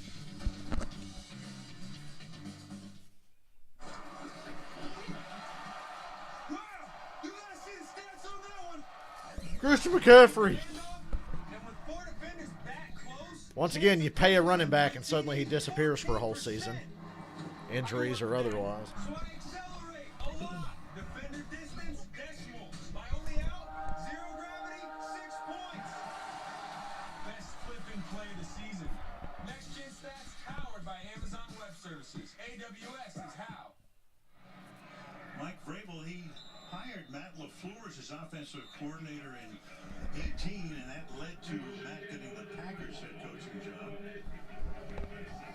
So 2 guys with great respect didn't even know each other. Yeah, but LaFleur interviewed for that same job and gave Vrabel credit for, despite the fact that he was in the competition, tried to sign him anyway. He did. Brought him on. Steelers are going to be caught by Jones to take it to the 30. Ooh, friendly fire. Take a timeout. So, you know, LaFleur has been around. I mean, it's Notre Dame. Why wouldn't you take a timeout there if you're the Sean Packers? McVay Press was the Los issue. Angeles. He was in There they go. Washington. He was in Tennessee. So he moved like 4 Shout out to the times in Bengals 5 for winning years. today. Good job. He tells his wife, you know, we're moving again. Just when you think Houston can't fall any further. My God, the Chargers tried to blow a late lead, didn't they? I just saw some of the stats from that Coaches, game. especially during football season, they're not home much anyway. But I think you really hit on the key for LaFleur. He had been around so many great coaches, and honestly, the Shanahan experience, whether you know Mike Collins, they were all had a great influence on all the new young coaches right now, and we're starting to see them scattered about the league. Get the feeling the LaFleurs will be taking up residence here for quite a while. I would imagine. Things have gone pretty well, and I tell you, Aaron Rodgers is now a believer, and I'm not sure that he was when LaFleur first got here. And prove it to him. 2nd and 1. He's looking to go deep. He's rearing up. He's looking. He's coming back across the field. He's the Hail Mary master. Forever and ever. Pump fake. And fakes it. Goes out of bounds with 8 seconds left. Just a gain of 5.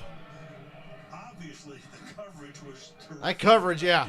I couldn't see what Rodgers was seeing, but I kept waiting for him to unload that thing, and he wouldn't. He's trying to win MVP, that's why. If Aaron Rodgers ain't worried about winning league MVP, he throws this up.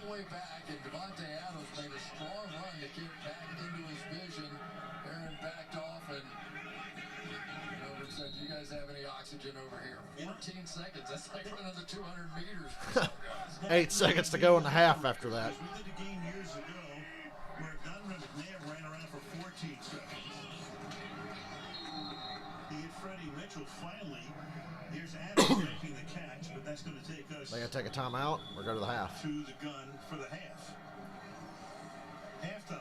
Weren't quite in Hail Mary position. They go to the half. Second half kickoff belongs to the Titans. Here's Mike Tirico talking. Mike Tirico. All right, Alan, Chris, thank you. Packers trying to close His old it buddy up. Gruden had a rough night last night. Steve Kornacki has that plus the latest. Go get Kornacki, will you please? On the race for the first round bye. I'll race you over to the board. So at halftime, coming up. Want more stats? Hey Siri, who has the most passing touchdowns in football?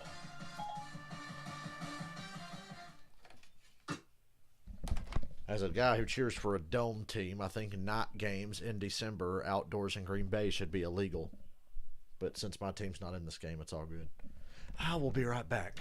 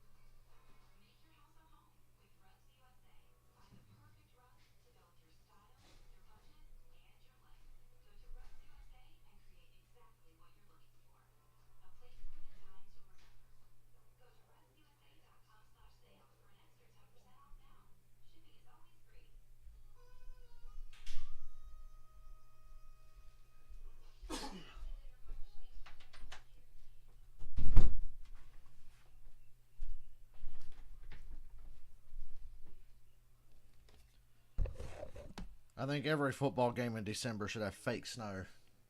I think teams should have the option to cover the field with snow. You just got to pay for the snow machine or whatever. Everything.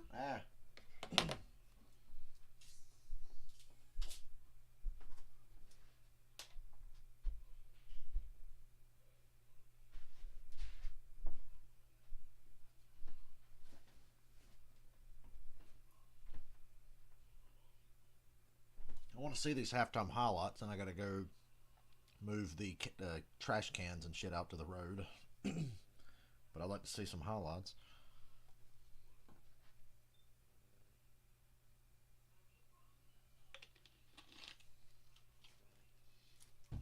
Now, goddammit, I've been heartbroken yesterday and today. Louis was closed. I'm going to have me some fucking spaghetti and meatballs tomorrow. Believe that. Bank on it.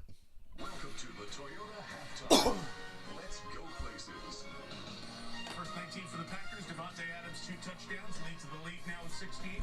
Which means first half. Packers look like they play in the snow all the time. They're ready for it. Yeah, but if you don't practice in this stuff, you don't know how to play in this stuff because you don't have confidence in your feet. Rodney Harrison, Tony Dungy, Titans Mike are building Tirico, momentum, though. halftime, Steve Kornacki in a minute. First, the best of what happened today. Browns Jets. NFL, Cleveland was Bullshit down. game for the On the Browns. list was a contact tracing loss to the Jets, Rodney. Yeah, they were missing their receivers, but they had both their running backs. Look at Baker's face. Still getting the playoffs to win over Pittsburgh next week, Tony. The Giants are still a lot more. Ravens back on track still. And that's a team that can run the Dez Bryant, throw the X. Dez Bryant involved. They're in if they beat Cincy next week. Pittsburgh won. Antonio Brown and Dez Bryant scoring touchdowns. What is this, 2014? Struggled in the first half, but he was great in the second half. 3 touchdowns. Juju got in the end zone. A little less dancing, a little more scoring this week. Outside right now needs help. Falcons, Chiefs, what a stupid game this was. City not pretty, but the Chiefs are the 1 seed in the AFC. Love being critical of the Chiefs, but they can turn it on when they need it. Patrick Mahomes always seems to come up with that big play. That one right before the A low-scoring game with the Falcons. the NFL. You thought you'd ever say something like that? Love the commitment to the run. The jobbers of the NFL, the Jaguars, well on their way to Trevor Lawrence. Packers at Soldier Field on Sunday. The Jets Rams, Seahawks. Hey, we watched this game. more than the second, but Seattle won the division. Yeah, and how about that Seattle's NFC West champions. really energized that group. Carolina, Washington. Look away, Robert. Because that Giants loss could have won the division. No Alex Fucking Smith. Dwayne Haskins. Fuck this dude. Did not play well. Yeah, that was a tough loss for him, but in order for them to move on, they're going to need Alex Smith. Yeah, they- Philadelphia and Dallas. Philly, and they're in. Philly is eliminated. Dallas won and stayed alive. And these Dallas receivers, this is what we thought we'd see all year. 37-17. Fuck Doug Peterson and fuck the So what is Eagles. tonight's game? How does it impact these two teams with what happened today? Here's Steve. I'll be Porter, right back. Well, Mike, let's take a look here. The battle for the top seed in the NFC, that all-important bye. Green Bay starting to hear some footsteps behind them. Look, the Packers lead at halftime. If they hang on tonight and win next week, that's it. They get the 1 seed. All is said and done. However, just by winning tonight, if they're able to do that, they could be in some trouble next week. If they lose, let me take you through those scenarios here. If the Packers win tonight and lose to the Bears next week, they'd be 12-4, and that would open up the possibility that maybe the Saints are also 12-4, maybe the Seahawks as well are 12-4, a 2 or 3-way tie. How would a 12-4 tie be broken? If it's just the Packers and just the Saints at 12-4, those two teams, advantage Packers. They have the tiebreaker. They beat the Saints head-to-head. They get the top seed. If it's just the Packers and just the Seahawks, if they're both 12-4, the Seahawks have the tiebreaker. That's how they could get the top seed. How could the Saints get the top seed? That's if the Packers, the Saints, and the Seahawks are all 12-4. If they're all tied, the Saints would then get the tiebreaker again. That's if the Packers lose to the Bears next week. That's why that game is so critical. Let's talk about Tennessee right now in the AFC. Bears-Packers going to be the Sunday night game next week. And good news for them, they I'd can almost afford guarantee it. potentially a loss tonight. Even if they lose tonight, all they have to do is beat Houston next week. They get the AFC South. They'll be at least in that 4 spot right now where you see them. The only doomsday situation for Tennessee potentially would be to lose out, have Indy win next week. They could be in some trouble. But short of that, short of Tennessee losing both of its final games, what the AFC has come down to, these 4 teams fighting for the 3 final playoff spots. Miami, Baltimore, Cleveland, Indianapolis. Here's how they stack up heading into week 17. Again, right now, Miami, Baltimore, Cleveland would be in. Indianapolis would be out. All these 3 teams have to do each next week is win their game. Win their game, and they're in. What Indianapolis needs is they need a win, and then they are cheering for the Steelers to beat the Browns, cheering for the Bengals to beat the Ravens, cheering for the Bills to beat Miami. An Indianapolis win with any... That's going to be a crazy deal next week in the AFC. Indianapolis jumps in and steals I wish I could one. stream 4 games at 5 once. for 4 in the AFC. Because I don't know how the hell this is going to end. Rally in the second half. Bring Mike Florio quick for an update on Jared Goff. The Rams, big game next week. Will they have their quarterback? Is a big question.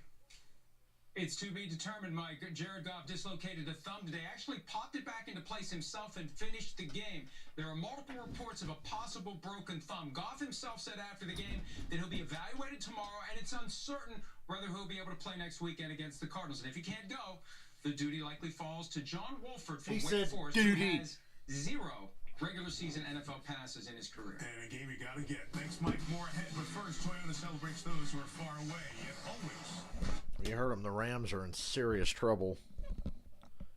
I mean, honestly, is it any worse if Goff doesn't play? He's kind of the reason they lost today anyway.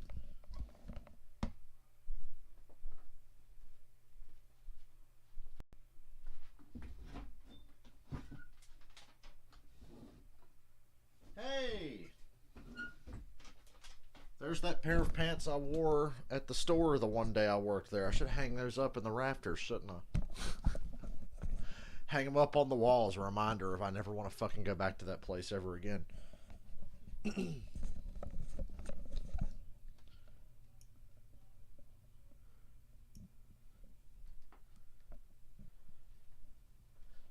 Keep building the momentum, Tennessee.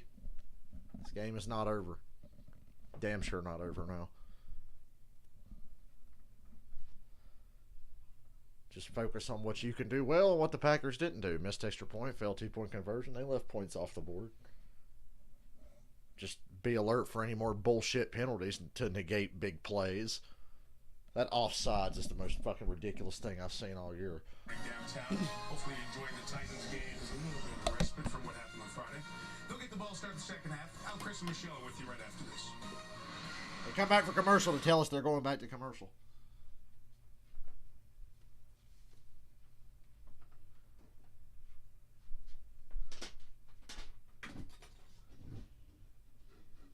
I'm going to be, unless this game gets out of hand, I'm going to be a lazy bum tonight and not shower till I get home from work tomorrow. I've been sitting in my room not doing anything, so I'm going to be lazy and just fucking go to work and deal with it. Give me something to look forward to when I come home. 'Cause I'm too fucking lazy to go do that shit tonight.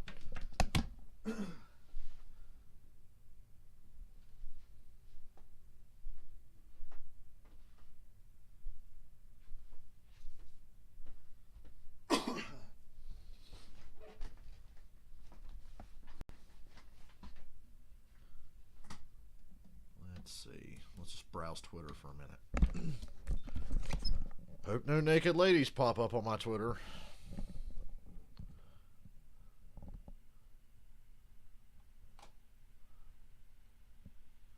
Well, let's just look at this.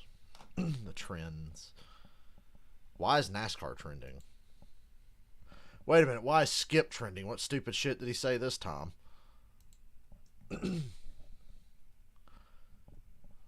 Because he's dancing about the Cowboys.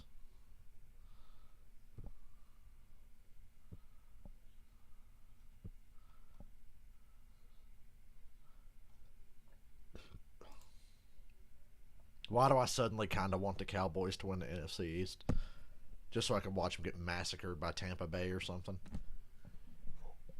Maybe that's it.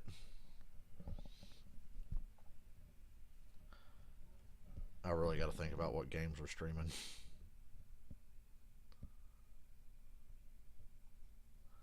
Let's go ahead and look at the schedule. I mean, it's not concrete when these games are going to be played yet.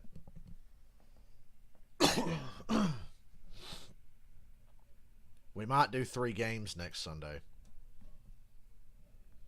I might go ahead and see what that's like, since I'm going to be doing it in the playoffs the first week. That's a long day, but might stream it. I am not streaming Jaguars Colts. Okay, let's count the games I want to stream. Let me see. 1, 2. Really, Packers, Bears, Bills, Dolphins seem like they'd be the most, or Cardinals, Rams seem like they'd be the most important. We'll have to see when the schedule comes out. Could be hung in the rafters like the fucking Colts banner that says AFC Championship game finalist.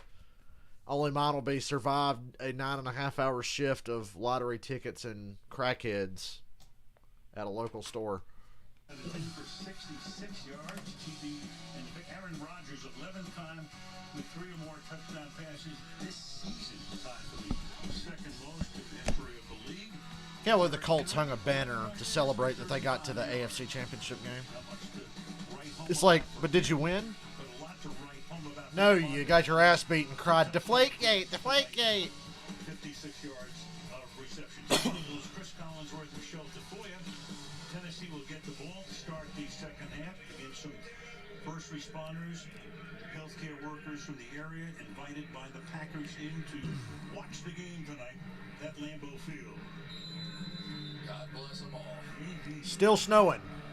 They did some work on the field during halftime, though. Mason Crosby. Sending it skyward. We could see the yard markers a lot easier. Past the 25 to 30 to the 34-yard line. He goes, and we go to Michelle. Well, Mike Vrabel told me at halftime he wants to start this half the way they finished the first half, with an offense that, quote, actually looks like an offense. He said we finally stopped doing dumb things like turning it over, kicking it out of bounds, and committing stupid penalties. Meanwhile, Matt LaFleur, very relaxed. His message to his team was, do your jobs. Focus, take it one play at a time, and let's get a stop on this opening drive. Michelle, I thought Belichick had copyrighted that. I was just about to make that joke. Do your job. Ball at the 34-yard line. Damn it. Made it all day and now I'm coughing. Manifests itself here as they begin the second half with a Henry run of about 3 yards to the 37-yard line. Dean Lowry makes the stop. Isn't it amazing we don't see more fumbles in the NFL? You gotta have like a death grip on the football. Defensive front on first and second down. I know it's not who they are. This is a drop back, play action pass kind of a team. But so far tonight, they're only 2 for 13 on drop backs. And so they've got to get the run game going enough to get this play action game going as well. You saw Arthur Smith as the offensive coordinator. This team coming in leading the league in points. 2nd and 6. Nice catch. First down. Brown Off a bubble. slow and getting up, kind of loop over toward the sideline, and now he goes back into the huddle. Now he goes back to the sideline again. Yeah, and they desperately need him. He's sort of their Deebo Samuel, the guy that you get the ball in his hands, and then you have something physical happening down the field in the secondary. So let's keep an eye on him, make sure he gets... Hey, Laura, anybody he could hit a big winner in the state of New York today? Last game is the fullback from the 46-yard line. Other than the Jets, Takes the one across the 50. who regrettably did not want to win anything today. Carey makes the tackle. 2nd down. Let's go at 6. Brown trying to shake it off on the sideline. Yeah, he is the hammer on the outside. And now we're seeing a little bit more of a spread look out of the Titans offense. And I think they're doing that just to give a little bit more room. Well, now they come back in and lock it in with 2 tight ends. But just trying to give a little more space to Henry. Henry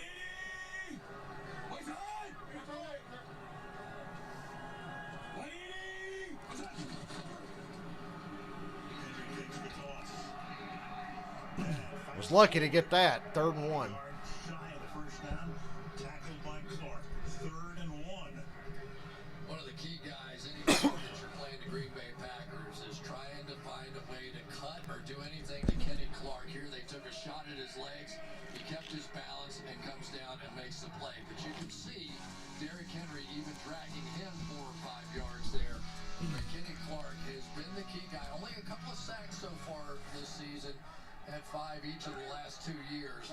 But defensively against the run, so tough inside. There's Brown top of the screen, so he's back in. 3rd and 1. Tannehill, that's what I've been waiting for them to do. He is gone. Touchdown. I was thinking, I'm like, when are they going to have Tannehill keep it? And a 45-yard run. And touchdown Titans. And away he went. This is called the Derrick Wow. Henry effect. I want you to watch. Yeah, this is all Derrick Henry, really. React to this play fake right here. Everybody's convinced that Derrick Henry has the ball. And by the time they figured out that Ryan Tannehill had it, he was doing an end zone dance. And that is something else. That is the Tennessee Titans. An element of toughness and then some... They are not going to get their ass whooped tonight. Off of Derrick Henry's face. On a 3rd and 1, fake that everybody. Amos was a deep safety. He went for it as well. Untouched to the end zone. Titans right back in it. Makes the extra point. It's 19-14. We got a football game. Not long ago, it looked like a rout. All of a sudden, it's a 5-point game at Lambeau Field.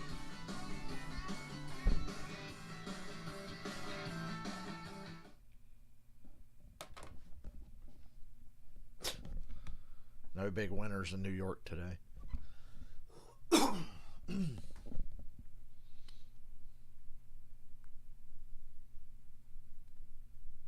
How does it feel to know the Buffalo Bills are the best sports team in New York? It's crazy. Remember when they were talking about moving the Bills? Oh, the Toronto Bills. Falcons played Buffalo in Toronto 2013. We won. Just thought I'd remind you. We were fucking garbage that year, but we did beat Buffalo in Toronto. We went 4-12, and we beat the shitty Bucks. We beat the shitty Rams. And we beat the shitty Bills. Who was the other team we beat? We won 4 games that year. I just said Bills, Rams, Bucks. Can't remember for the life of me who else we beat that year, but whoever we beat that year should feel ashamed of themselves.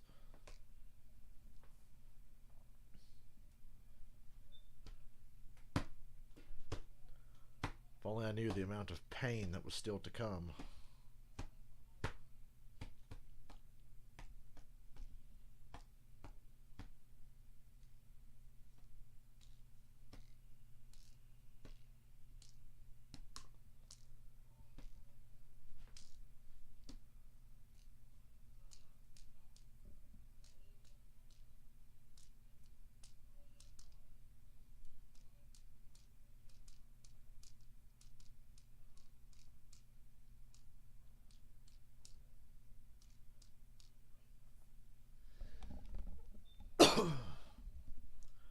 That fucking read option fake with Tannehill keeping it. It seems to work every damn time the Titans run it because you always need to sell out for Henry if you have any hope at stopping Derrick Henry. What the fuck am I looking at, NBC? Since the beginning of last season, yards per pass 8.7. That's the best in the league. Passer rating is the best in the league going back to the beginning of last season. And then there's this: a quarterback running up the middle, untitled, 49 yards for a man who was the number one. Tannehill was a wide receiver. He's fast. Up and down career there, tore his ACL a couple of times. Got traded last year to Tennessee. I'm so happy to see Tannehill doing so well with a different team. Man, these are like old NFL kickoffs. Every kickoff's getting returned. Am I in 2009? I watched some NFL highlights last night from like 2009, and it felt like another world. So long ago. And the game was still kind of that old school NFL football. They hadn't gone totally crazy with the player safety stuff yet. It was a whole other world, man. Go back 2008, 2009. Wasn't that long ago, but it seems like it was. Completely clean, and if they don't get more pressure than that, they cannot complete this comeback. Blow, pack, blow. I mean, go, pack, go. I'm actually kind of cheering for him. But for the sake of a good game, well, here comes Aaron Jones. He stepped out. He stepped out. You didn't throw the challenge flag immediately. They're going to say 1st and goal. I saw his foot hit the boundary. He stepped out. He had a big gain for a 1st down, but he did not get down to the fucking 5. First of all, he steps out of bounds.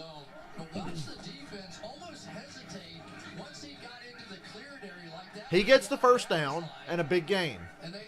And he steps out right there. I told you. What a crock of shit, and the Titans couldn't even challenge it. Oh. Well, it's the Packers' ball, 2nd and goal now. I told you he stepped out.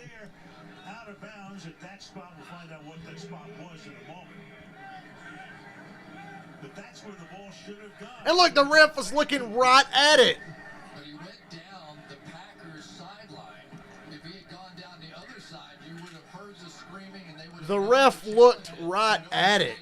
And couldn't get the communication from upstairs early enough. Bullshit. So a gigantic break for the Packers. 2nd down and goal. Play action. No pressure on Rodgers. All day. Touchdown. Yep, wide open. How does Adams get left that wide open? I know the protection was good, but my God.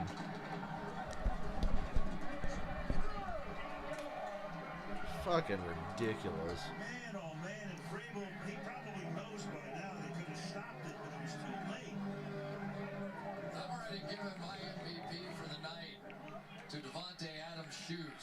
Watch him stop and come back. He's going to get double teamed on the play, make a little inside move. He's going to stop, and there go the Titans. He's coming back the other way. It's just been too easy for him all night long. Crosby for the point after. Man. I just messaged my friend Cameron, who's a Packers fan. I said, man, guys in stripes fucking love y'all. Failed opportunity to challenge. Vrabel shouldn't have had to challenge. That rep was right there looking right the fuck at it.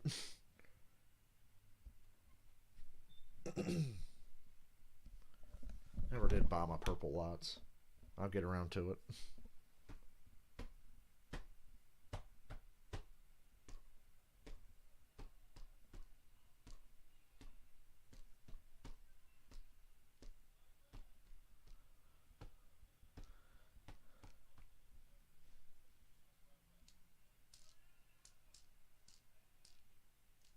The ref was fucking snowball.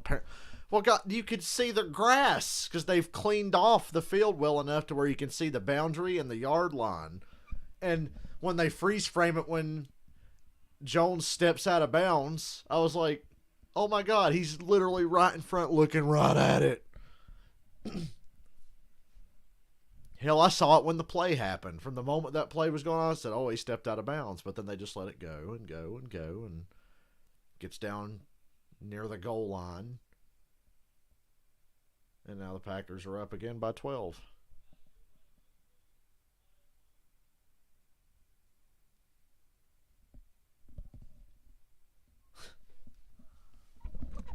That's just unfortunate.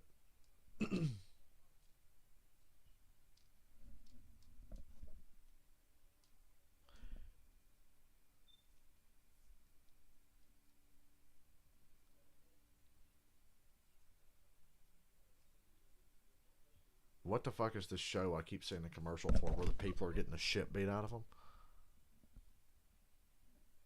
Is it some kind of whitewashed version of Most Extreme Elimination Challenge?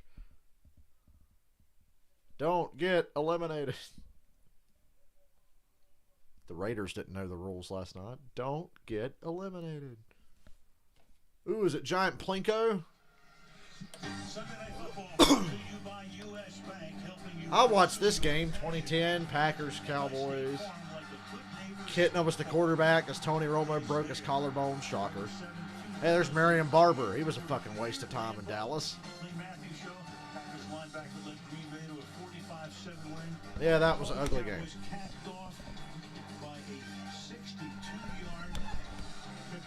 I was 16, still in high school. Regrettably, still in high school. Kevin Green was on the coaching staff for the Packers. Rest in peace. Up to the 31-yard line. All right, let's go back to the play. Gigantic play, obviously, because they send the most blind. Look at this. Watch him when he steps up. Look at this referee. line of Tennessee. He winds up at the 7-yard line. So by No way he missed that. challenge him fast enough, not even seeing it at a certain point. Of course, the snowy field makes all the difference as well when you're looking at it. Cost them 30 You know how there's no snow on that boundary? and they went for the touchdown. But yeah, Vrabel still should have been quick to challenge that. Oh, Tannehill got hit as he throws. Kevin King. And it'll be second down to 10. Now, the Green Bay Packers are now showing a willingness to blitz from just about everywhere. That time it was a corner blitz coming off of the outside. But the difference in this game right now is the fact that the Tennessee Titans... The difference in this game is that the officials are fucking blind. this entire season. That's been their Achilles heel. Nothing. 14 sacks.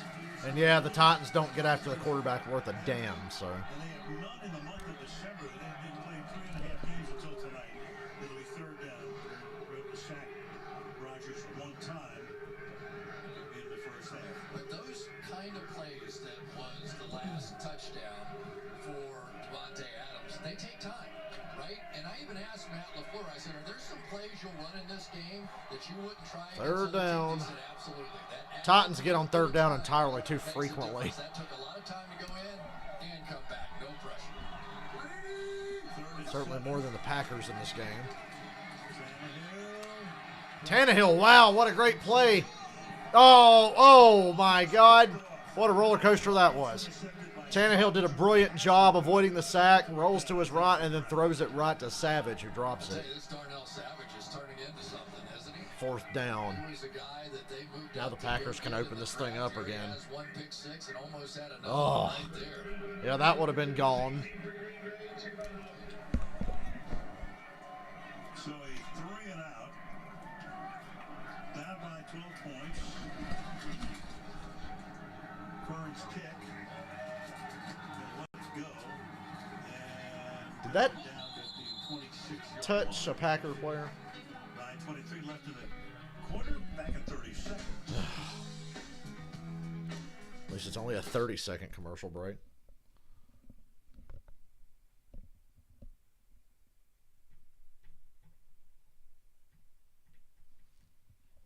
Merry Christmas. Now can we get this shit over with on all this Christmas stuff so my PS5 can get to my house?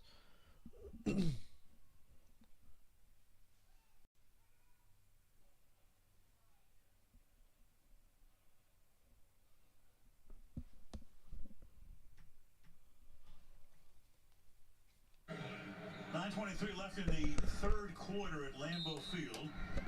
Again, the Titans with an opportunity to clinch the division and earn a spot in the playoffs. If they lose tonight, they still don't have a spot in the playoffs. In the AFC, of course, the Packers, a different story, just trying to retain that #1 spot in the NFC, get the bye week, and have the road to the Super Bowl come through here. There's Adams again, wide open. 38-yard line and a first down. Got a lineman down. Two very sharp cuts. One off the release. We'll watch the footwork there. No use of the hands. Quick little shuffle, and then another quick move right here. Maybe a slight little push off. Not really. But that separation has been really the difference in the game, and now they've got Rick Wagner down on the field. Yeah, the right tackle. He's the man who gets some attention. Injury timeout. Back in a moment.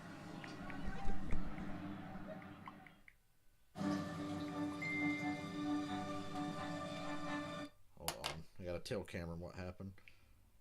I'm gonna send him a voice message so I don't have to talk. You didn't see when the Titans blocked the field goal and they return it all the way to the Green Bay 18, and about a minute after the play, the refs go, offsides, and then you go back and look at every angle to see ain't nobody lined up offsides. Now, after that, the Packers went for it on fourth down and didn't get it, but still the Titans should have had the ball at like the Packer 20, but they got the worst offsides call of all time. And then you probably just saw the replay of Aaron Jones.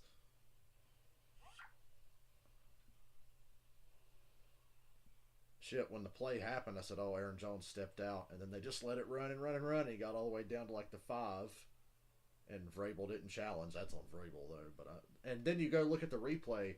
The ref is literally looking right at Aaron Jones' feet when he touches out of bounds.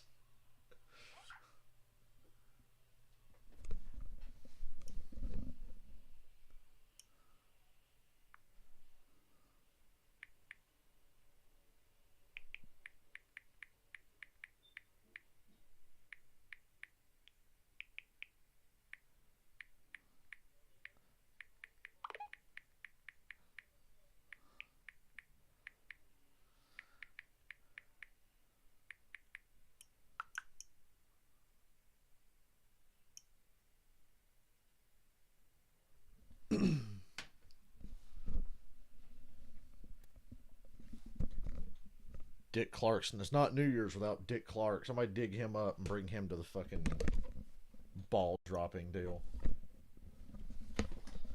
I should plug my phone up.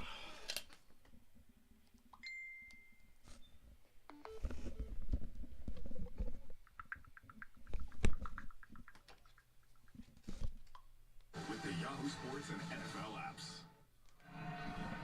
Back at Lambeau, where earlier tonight the Packers and NFL held a moment of silence to honor those across the country who lost their lives to COVID this year. And in the stands are about 450 frontline workers and their families. We spoke with a couple of them. Laura Heeb, a nurse, who said her critical care nurses called the pandemic their Super Bowl as they responded in an unprecedented way. And Dr. Rance Hafner, Kiss trivia every year on the cruise is my Super Bowl. And I win it. I mean, it's a great gesture on part of the Packers, inviting them in as guests of the team. Don't know if they have any more fans in for the playoffs. They hope to. Depends obviously on the. Boy, this is bad tackling by the time. We got to get on the Titans defense for number one, not rushing the passer at all, and just looking like pinballs out there bouncing off of ball carriers and shit. Give him a little hand signal, both hands behind the back, and he's going, man, that way, you know.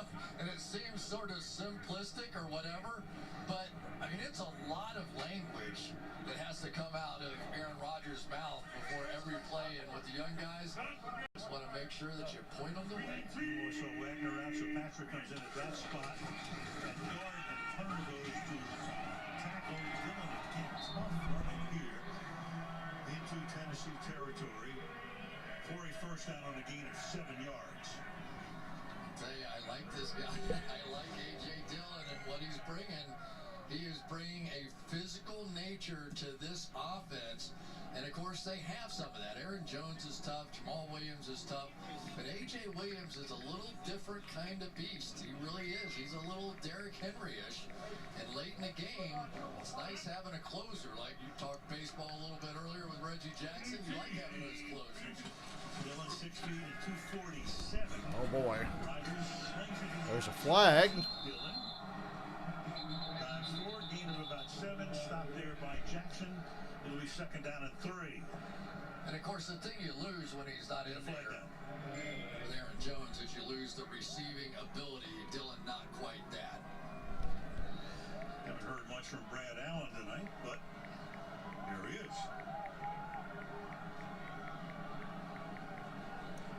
Eventually. Are you happy to just take that mask off for a second? Outside.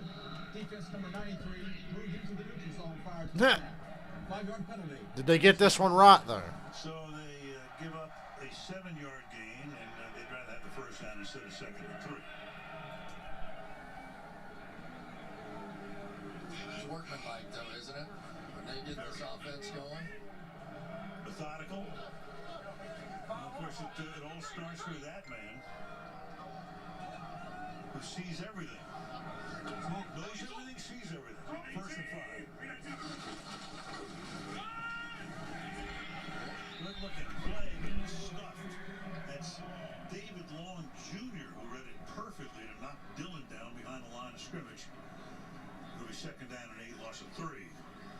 I tell you, this David Long has a little something to him. He just brings some kind of juice that they don't have when he's not in the game. Watch him weave his way through 2 blockers and bring down a 250-pound back. That is some play right there.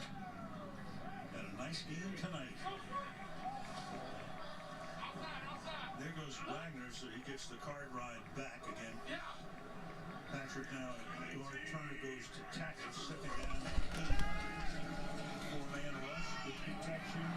Pass caught, Adams, and he'll pick up the first down. Gets away from Malcolm Butler to move this. Well, that's a generous spot. Now, here's just more of the timing between these two men. Davante Adams understands the timing of what Aaron Rodgers wants to do.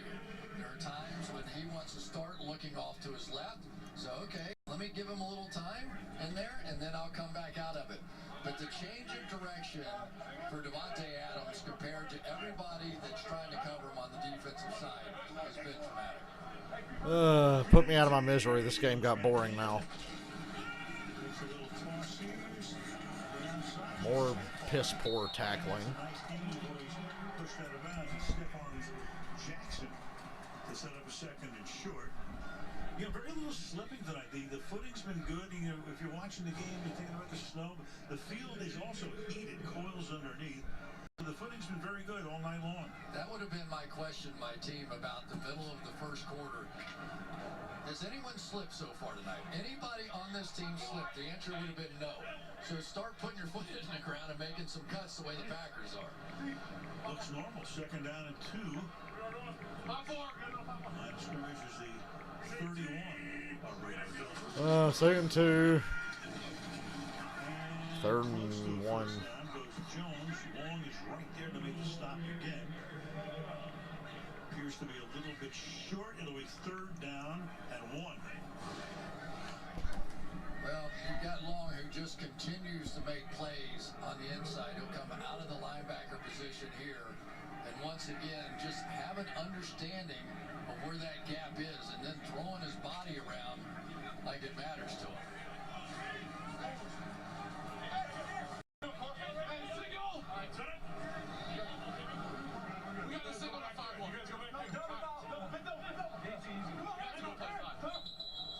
Timeout. Aaron Rodgers will take a timeout with 4.5. If you're going to blow them out, can you do it more convincingly? The MVP race and where that stacks up. So he would be your 2 front runners in most people's minds. Mahomes, Kansas City has lost only once. Beat Atlanta today, took them right to the end. And Rodgers. So take your pick. Then you got Josh Allen. You can't forget about him. Tremendous year with the Buffalo Bills with 4,000 yards. And if you go to a running back, it's Derrick Henry. But we talked about it before. I mean, at the moment, I think we both have Rodgers atop the leaderboard. You know, and it's interesting that in this year where there's been no fans, the amount of information that Aaron Rodgers can accumulate, a lot of times he can hear what's going on the other side's bench and some of the calls and what they're yelling in from there, and that's made a difference. Third and 1 Anfield timeout. And trying to get the first down as close as Aaron Jones. Obviously, you go for this. It's like 4th and less than a yard. So it looks to be a little shy. You're probably not going to make a field goal from there. Signifies it's going to be 4th down. So 4th and inches. They went for a 4th down earlier. That's the I say go for it. that Tennessee got toward the end of the first half, which led to a scoring drive. Now you have to be really careful if you're on defense. Listen to the snap count.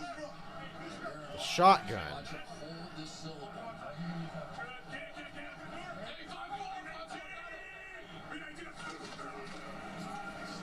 Oh, missed tackle after missed tackle, touchdown. Well, kids, that's probably all she wrote. That was about as bad a display of tackling I've ever seen in my life.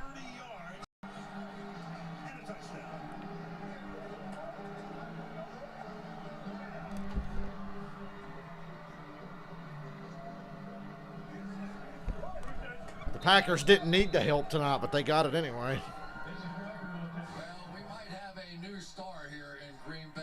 Watch Lazard, though, come down and make the key block on Kevin Byard. But I tell you, this A.J. Dillon is starting to get his sea legs. Extra point is good. 33-14 late in the third. He is a new factor in Green Bay. Boston College rookie, his first career touchdown on Sunday Night Football.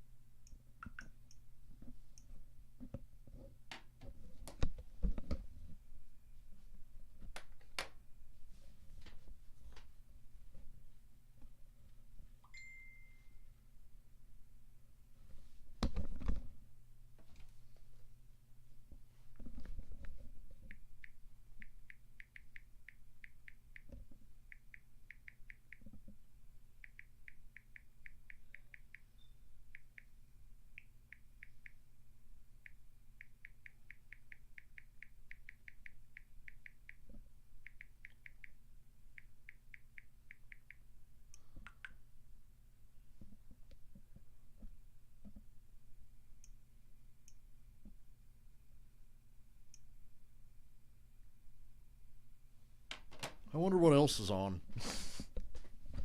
Oh, wait, The Masked Dancer. Oh, no, it's probably gone off by now. Yeah, it's 10:30. That shit's long gone.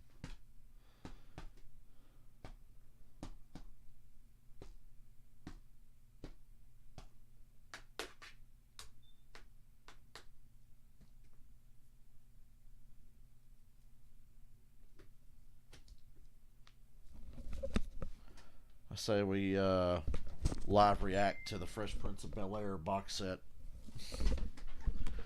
instead of any more of this game. Oops.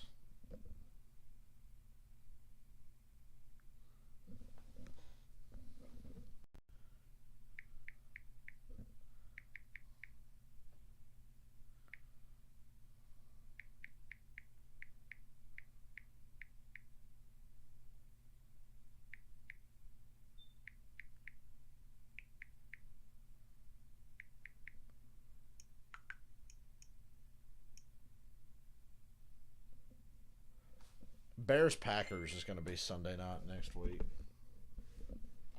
Much drama is back with 3 episodes in one night. Chicago Med, Fire and PD, all new Chicago Wednesday, January 6th on NBC. So it was a 5-point game not long ago. Now a 19-point game. Here's Evans. It's tripped up at the 25-yard line. They'll start from there. So Derrick Henry pretty much held in check tonight, but rushing triple crown. You go back to Pascal of the Giants many moons ago, Van Buren of the Eagles, Jim Brown, and Leroy Kelly, the last to do it. Carries, rush yards, and rushing touchdowns in consecutive seasons. Right now ranking first in all of the categories and trying to win a rushing title. Back-to-back for the first time since LaDainian Tomlinson did it in 06 and 07. From the 24-yard line. Give it to Henry. Start this drive. Sorry, I'm well, whether or not it's a blowout, Robert, just because there's something at stake and because it's Bears Packers, that'll probably be the Sunday night game next week. He was going to trust his quarterbacks on the outside to be able to play these 2 receivers. Bears Packers or Bills Dolphins, depending on what happens tomorrow night with the New England Patriots and the Dolphins.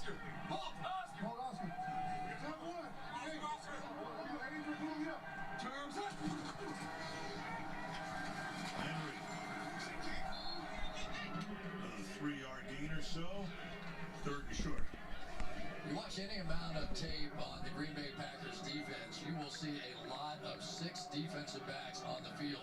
Over 50% of the plays.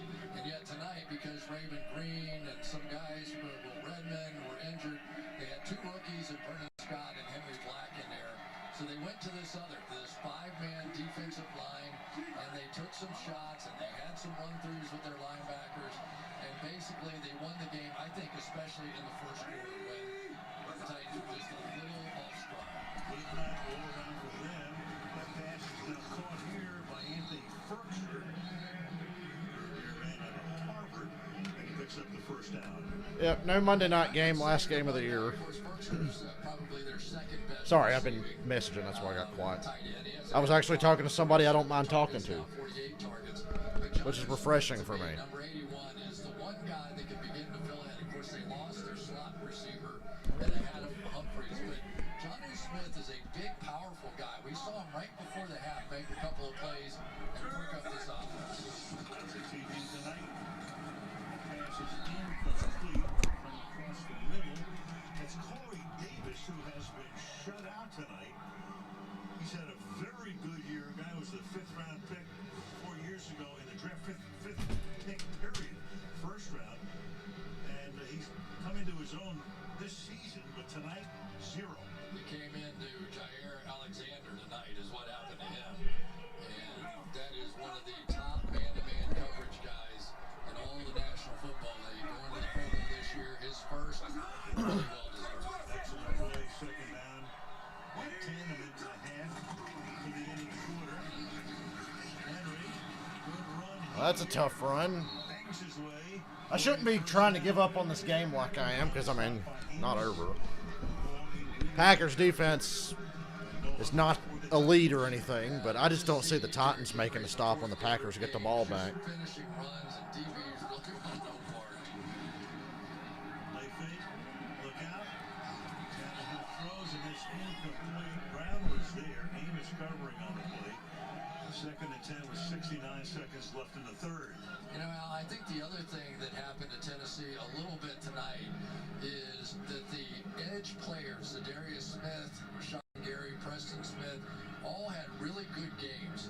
And so all of those movement plays, the bootlegs, the sprints, all the different things that Tannehill does so well, he's so good throwing on the run, were really limited tonight.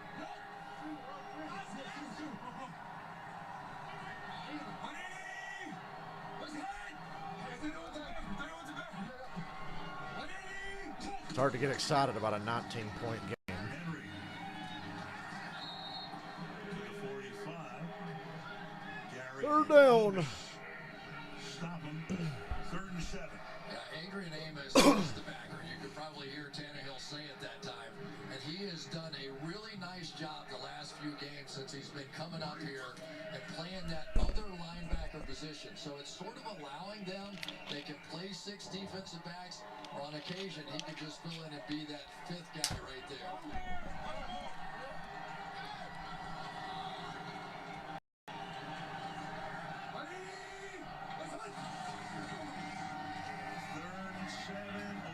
Hey, a 3rd down conversion.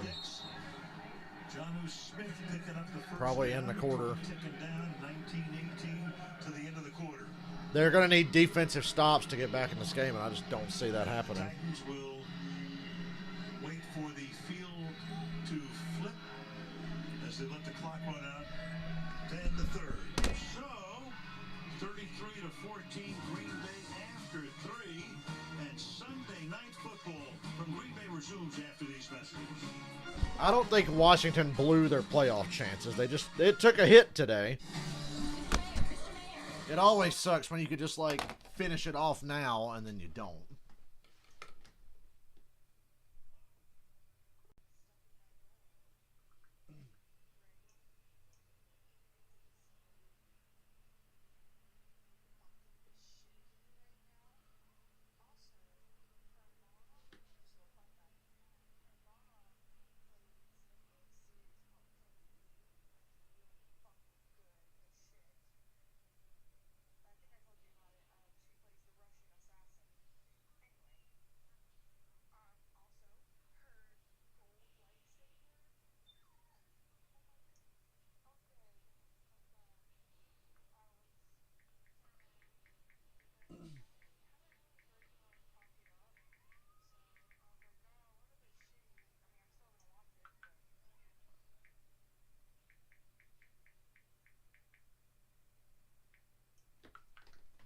Okay. 4th quarter. Refocus.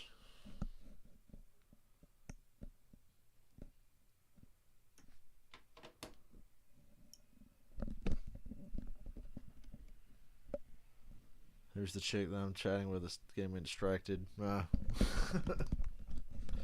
Somebody who wants to learn about Star Wars, so it had my undivided attention because this fucking game's probably over.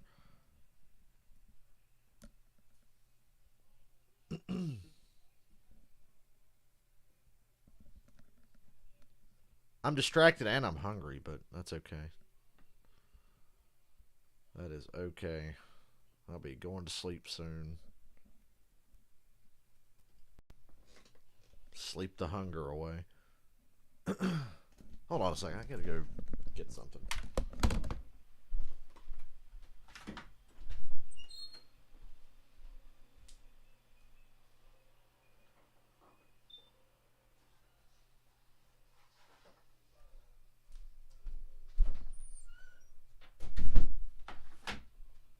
Okay, I'm here.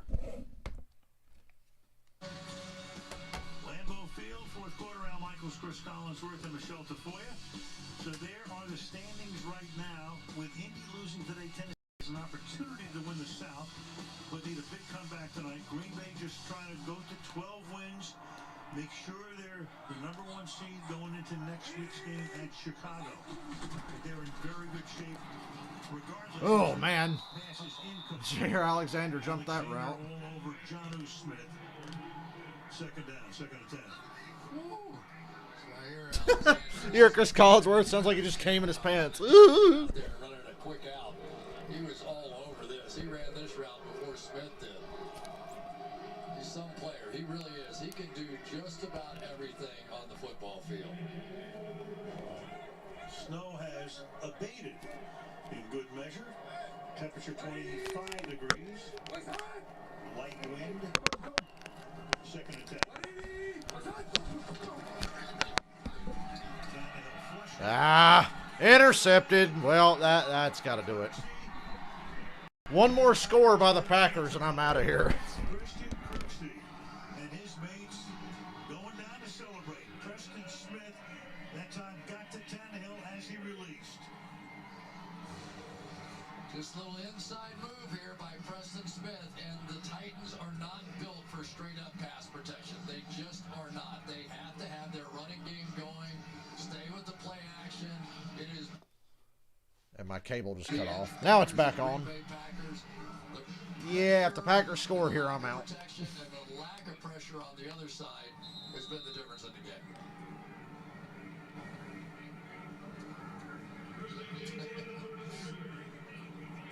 Second turnover. Not a good look for the Titans going to the playoffs. Very good look for the Packers. They get that home field advantage, and it does this again, but even harder, like more snow. That definitely had an impact on the game, but the bottom line is the Titans cannot rush a quarterback. That's the bottom line. But if the Packers get this kind of weather again, look out. Well, if you think that Aaron Rodgers had Get Drew Brees' old ass up there in 20-degree weather with snow and ice. he's going to be in a really good place, don't you? Well, people thought after they drafted a I'm out of milk, Lori. I drank it all. I drank the last glass of milk about an hour ago. and he told us the story was out in the I've just discovered how much that helps me through the streams. went right to the pantry. Fucking wild card Saturday and Sunday, I'm gonna need like 10 gallons of it. Rodgers just tripped and fell. Drops it and he just falls on the ground to recover it. It'll be second down. You know, he said at that time we talked to him about the draft and everything, and interviewed a number of times. He said, I could have let bitterness and negativity creep in, but I chose to go the other way. Yeah, and he said everybody thinks it like lit a fire under my butt or whatever. He goes, come on, I'm too old for that. I know exactly what I want to do. But he did spend a lot of time reading in the off season. He spent some time meditating. He said it just Pat McAfee show will be fun this week whatever he did on Aaron Rodgers Tuesday. and do it again next year because he's been Come on, Packers, score one more time so I can go to bed. Interested in everything. Second down and 16. That pass is caught by Jones. Jordan Love is inactive tonight. The backup quarterback is Boyle, but Love played his college ball at Utah State. Picked him in the first one, actually traded up. Of course, it reminded you of when Rodgers was picked. And Favre was the quarterback, and then Aaron had to wait it out for 3 years, and then that was a messy transition, but it worked out obviously. And for Brett, he went on to the Jets in Minnesota. Brett Favre with the Jets. Remember that, kids? No, you don't. Nobody remembers that. we see Jordan Love at this rate. The way he's playing. 3rd and 11, Titans blitz. Packers are looking to throw deep. Oh, intercepted across the middle. Malcolm Butler. He's good at that. Oh, come on, Packers. You can't put them away so I can go to bed. I'm tired. Well, I'm not tired, but I need to go to bed.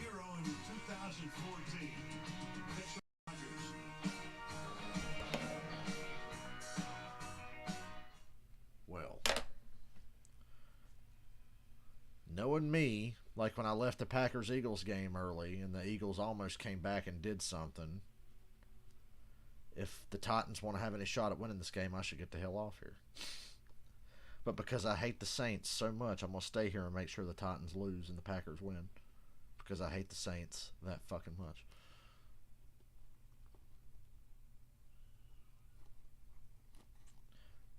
Why do I have a feeling that the Patriots are going to stick it up the Bills' ass tomorrow night? The Bills should win that game. They're a much better team than New England, but I know that all the grandstanding by the Bills Mafia is not going over well up in Foxborough. And they don't want to get swept by the Bills for the first time since 1999.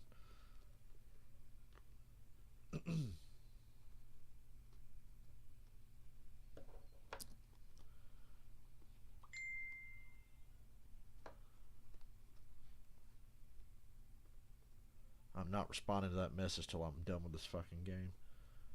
And then I'm going to sleep.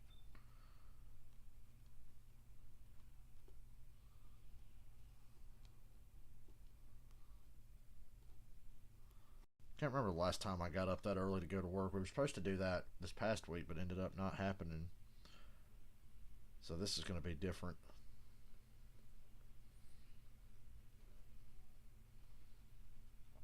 The good thing is it means I'll just be home early if I'm going to work that early.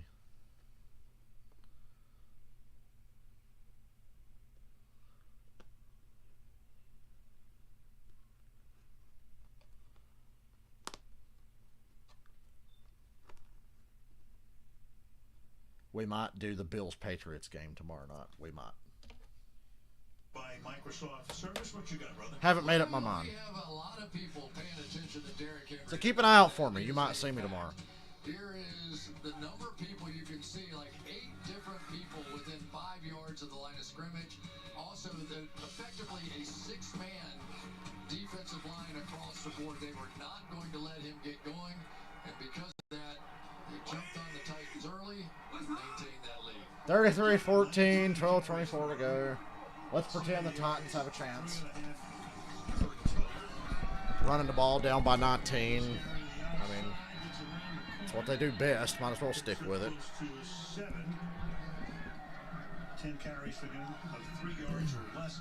So for Aaron Rodgers, he doesn't throw that many picks, obviously. First interception in 333 passes in a December or January game. Oh my God. That's another random stat. Doesn't really mean much. There's first down for Henry. Crosses the 50-yard line. Savage makes the stop. And Rodgers certainly hasn't had one like that in a while. Very rarely does he really like to work the middle of the field. He was going for the kill shot, and he threw an interception. Shit happens. 4 TD passes and 1 pick tonight. Titans are taking way too fucking long to snap the ball. They need to be going faster. 4 yards. Play action. Picks up 2 yards or so. Gary. Got to move a little quicker. You know, Rashawn Gary was one of those guys, when you watched him coming out of college, you kept thinking, man, this guy is just going to be awesome. He has so many physical skills. He can do everything. But he just wasn't polished at all. And give credit to Penton and his staff. Really, in just a couple of years, they've really turned him into a nice football player. Nice throw by Tannehill. They're at the Packer 30. You get up on this and score fast enough, I'll give you a chance to win the game. How's that?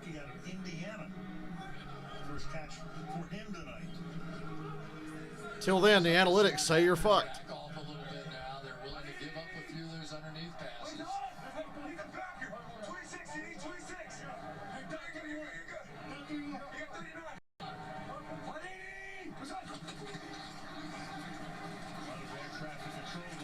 Woo! Derrick Henry lowered the shoulder on that guy. Ugh. Somebody get the license plate number on this truck right here. Ugh. At least the guy got him down. Tripped him up and got him down.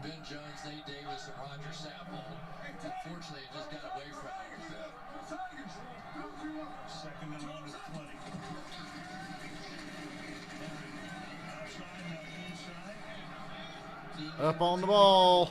Urgency. We're under 10 minutes. You're down by 3 scores. Titans are trying to come from behind, down by 19, running the ball. Titans have to come back and play in the snow again. They'll be ready for it. They look much better on their feet now than they did. Tannehill just throws that to fucking Minneapolis.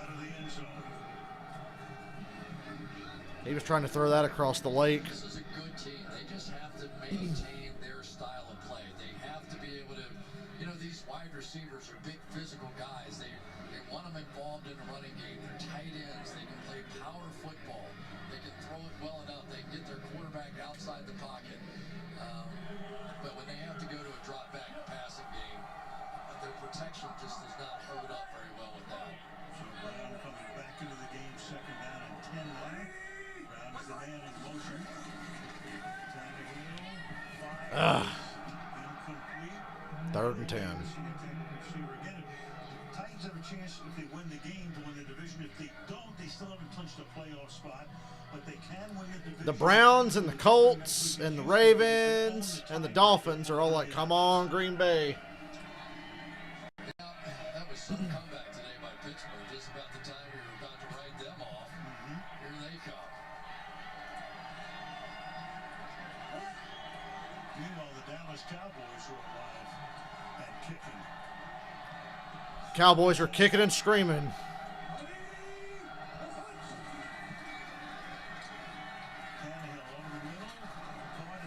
It's 4th down.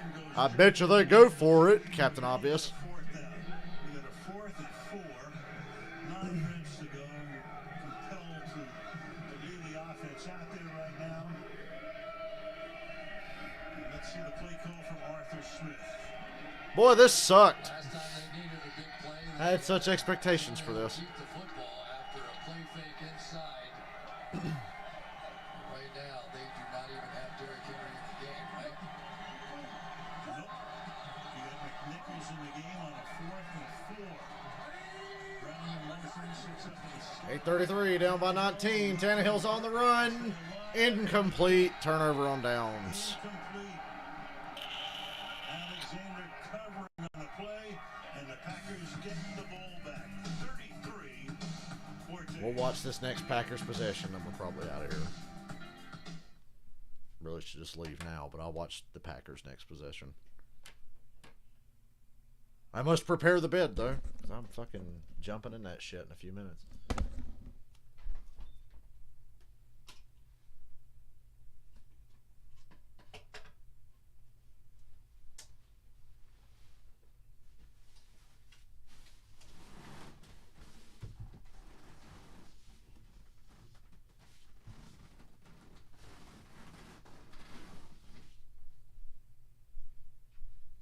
Man, I wish I could stay up all night and go to work. But I'd probably regret that around 3 in the morning.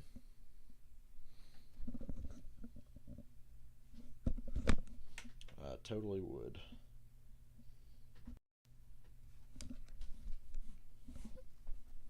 Every time I try that, I regret. I can't do it anymore. When I was younger, I could do it, but not anymore. Don't have it in me. There's 24-hour nights where I'd stay up and go to work, then come home and crash. Last time I tried to do that, I just straight up had to leave work early. Last time I tried to do that in work was like 6 years ago.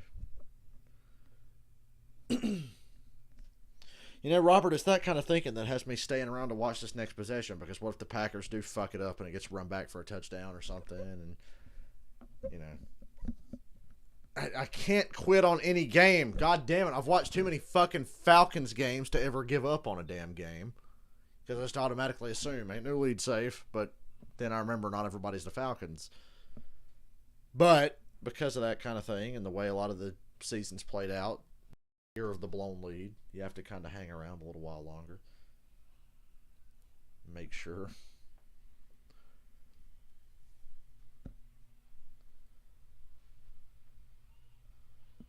Last time I had to get up at 5:30 to go to work. Ooh, look at that! Sunday Night Football. The Washington football team versus the Philadelphia Eagles. It's real simple. Washington wins, they win the division. There's your Sunday night game. Play spoiler and they win, then the winner of the Dallas Giants game would win the NFC. Washington versus Philly. If Washington wins, NFC East champs. If they don't, the winner of the Cowboys. We're going to do Cowboys-Giants, and we're going to do Washington-Philly. So it's going to be an NFC East day. We're probably going to do a third game as well. Hopefully Bears-Packers will be at like 4. Bears-Packers or Dolphins-Bills. I hope that's not on at the same time as... Okay, here it is, 1 o'clock. Dallas-Giants. That's our 1 o'clock stream.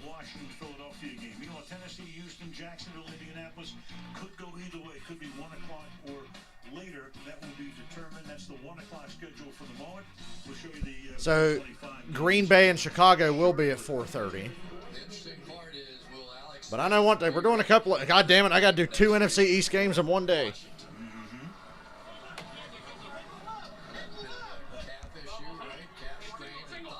I can't believe I'm going to end the year streaming NFC East games.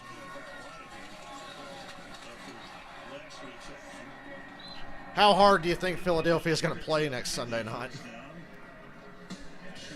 425.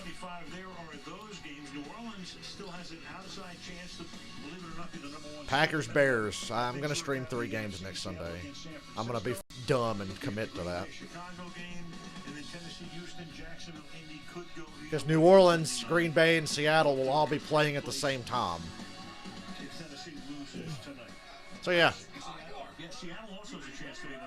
There's going to be a blue screen game involved Sunday. Sometime, I'm sure.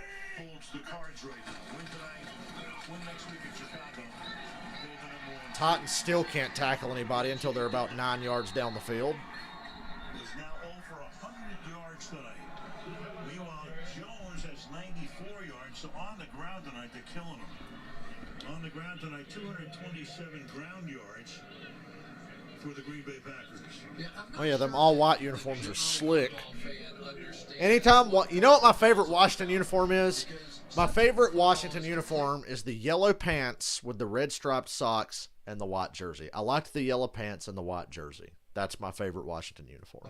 But you need the ability to play really physical football. The Tennessee Titans, that's how they're built. And now the Green Bay Packers are starting to show. Yellow pants, white jersey.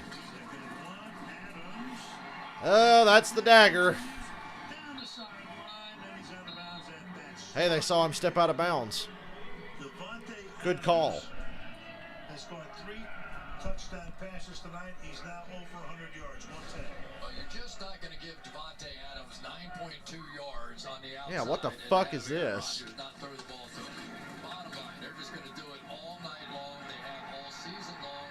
And all that foot quickness we've been showing you throughout the course of the game just keeps paying off. And what a night it has been for Devontae Adams. He has scored an incredible number of touchdowns, like 15 more than anybody in his position since 2016. Dillon losing a yard or so on Jones. It's 10 grams tonight for Devontae Adams. Let's all thank Trump for that primetime Sunday night game. He brought football back, Jeff. You heard him at the debate. And the Packers, they have a lot of guys who... I like this logic. Fuck the NFL, but hey, I brought football back. It's like, no, you didn't. Goddamn liar. Rogers grew up in California. He said, guys, I know it's cold. He said, but the other guys are colder. Think of the opposition when they come in. It's much worse for them than it is for us. 2nd down and 10.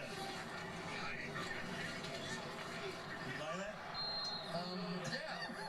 Yeah, I was in my rookie year out of the University of Florida, and I played in a game that was 9 below 0 with a wind chill of 59 below 0. I wanted no part of it. I didn't even have any idea how to play in that kind of weather. And to be fair, I think that hit Tennessee a little bit tonight. Yeah, but you were playing for a team that played there, and you were playing San Diego, right? I was. Because I had a lot of people that had the same look on their face that I had on my face. 30-10.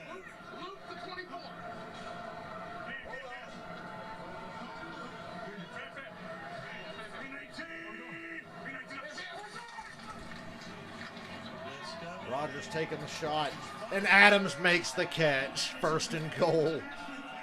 God. This is sadistic. Aaron Rodgers is a sick man. What do you say? The guy just keeps And the Titans have nothing. Quick release, working against Malcolm Butler, and then just laying out. I tell you, we all know that Aaron Rodgers is playing chess, not checkers, right? And you need a mate to do that with. You need somebody that. So is he trying to say that him and Devontae Adams are going to mate? You. And we know how smart a football player that Devontae One hell of a catch and throw. I don't know what was better. Hell, I think the catch was better. So yeah, good call.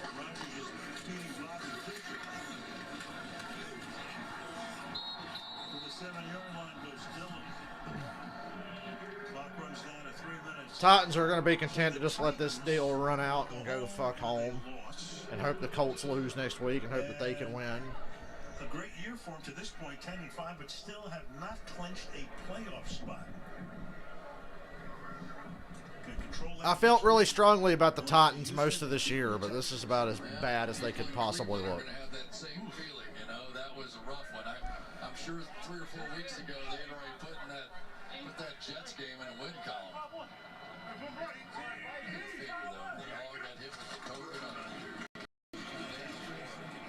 Touchdown. Yep, that's a touchdown.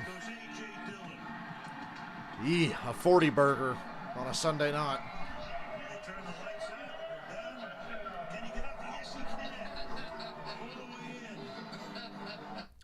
Well, Robert, all day next Sunday, you're going to have all day to think about it because they put your game last.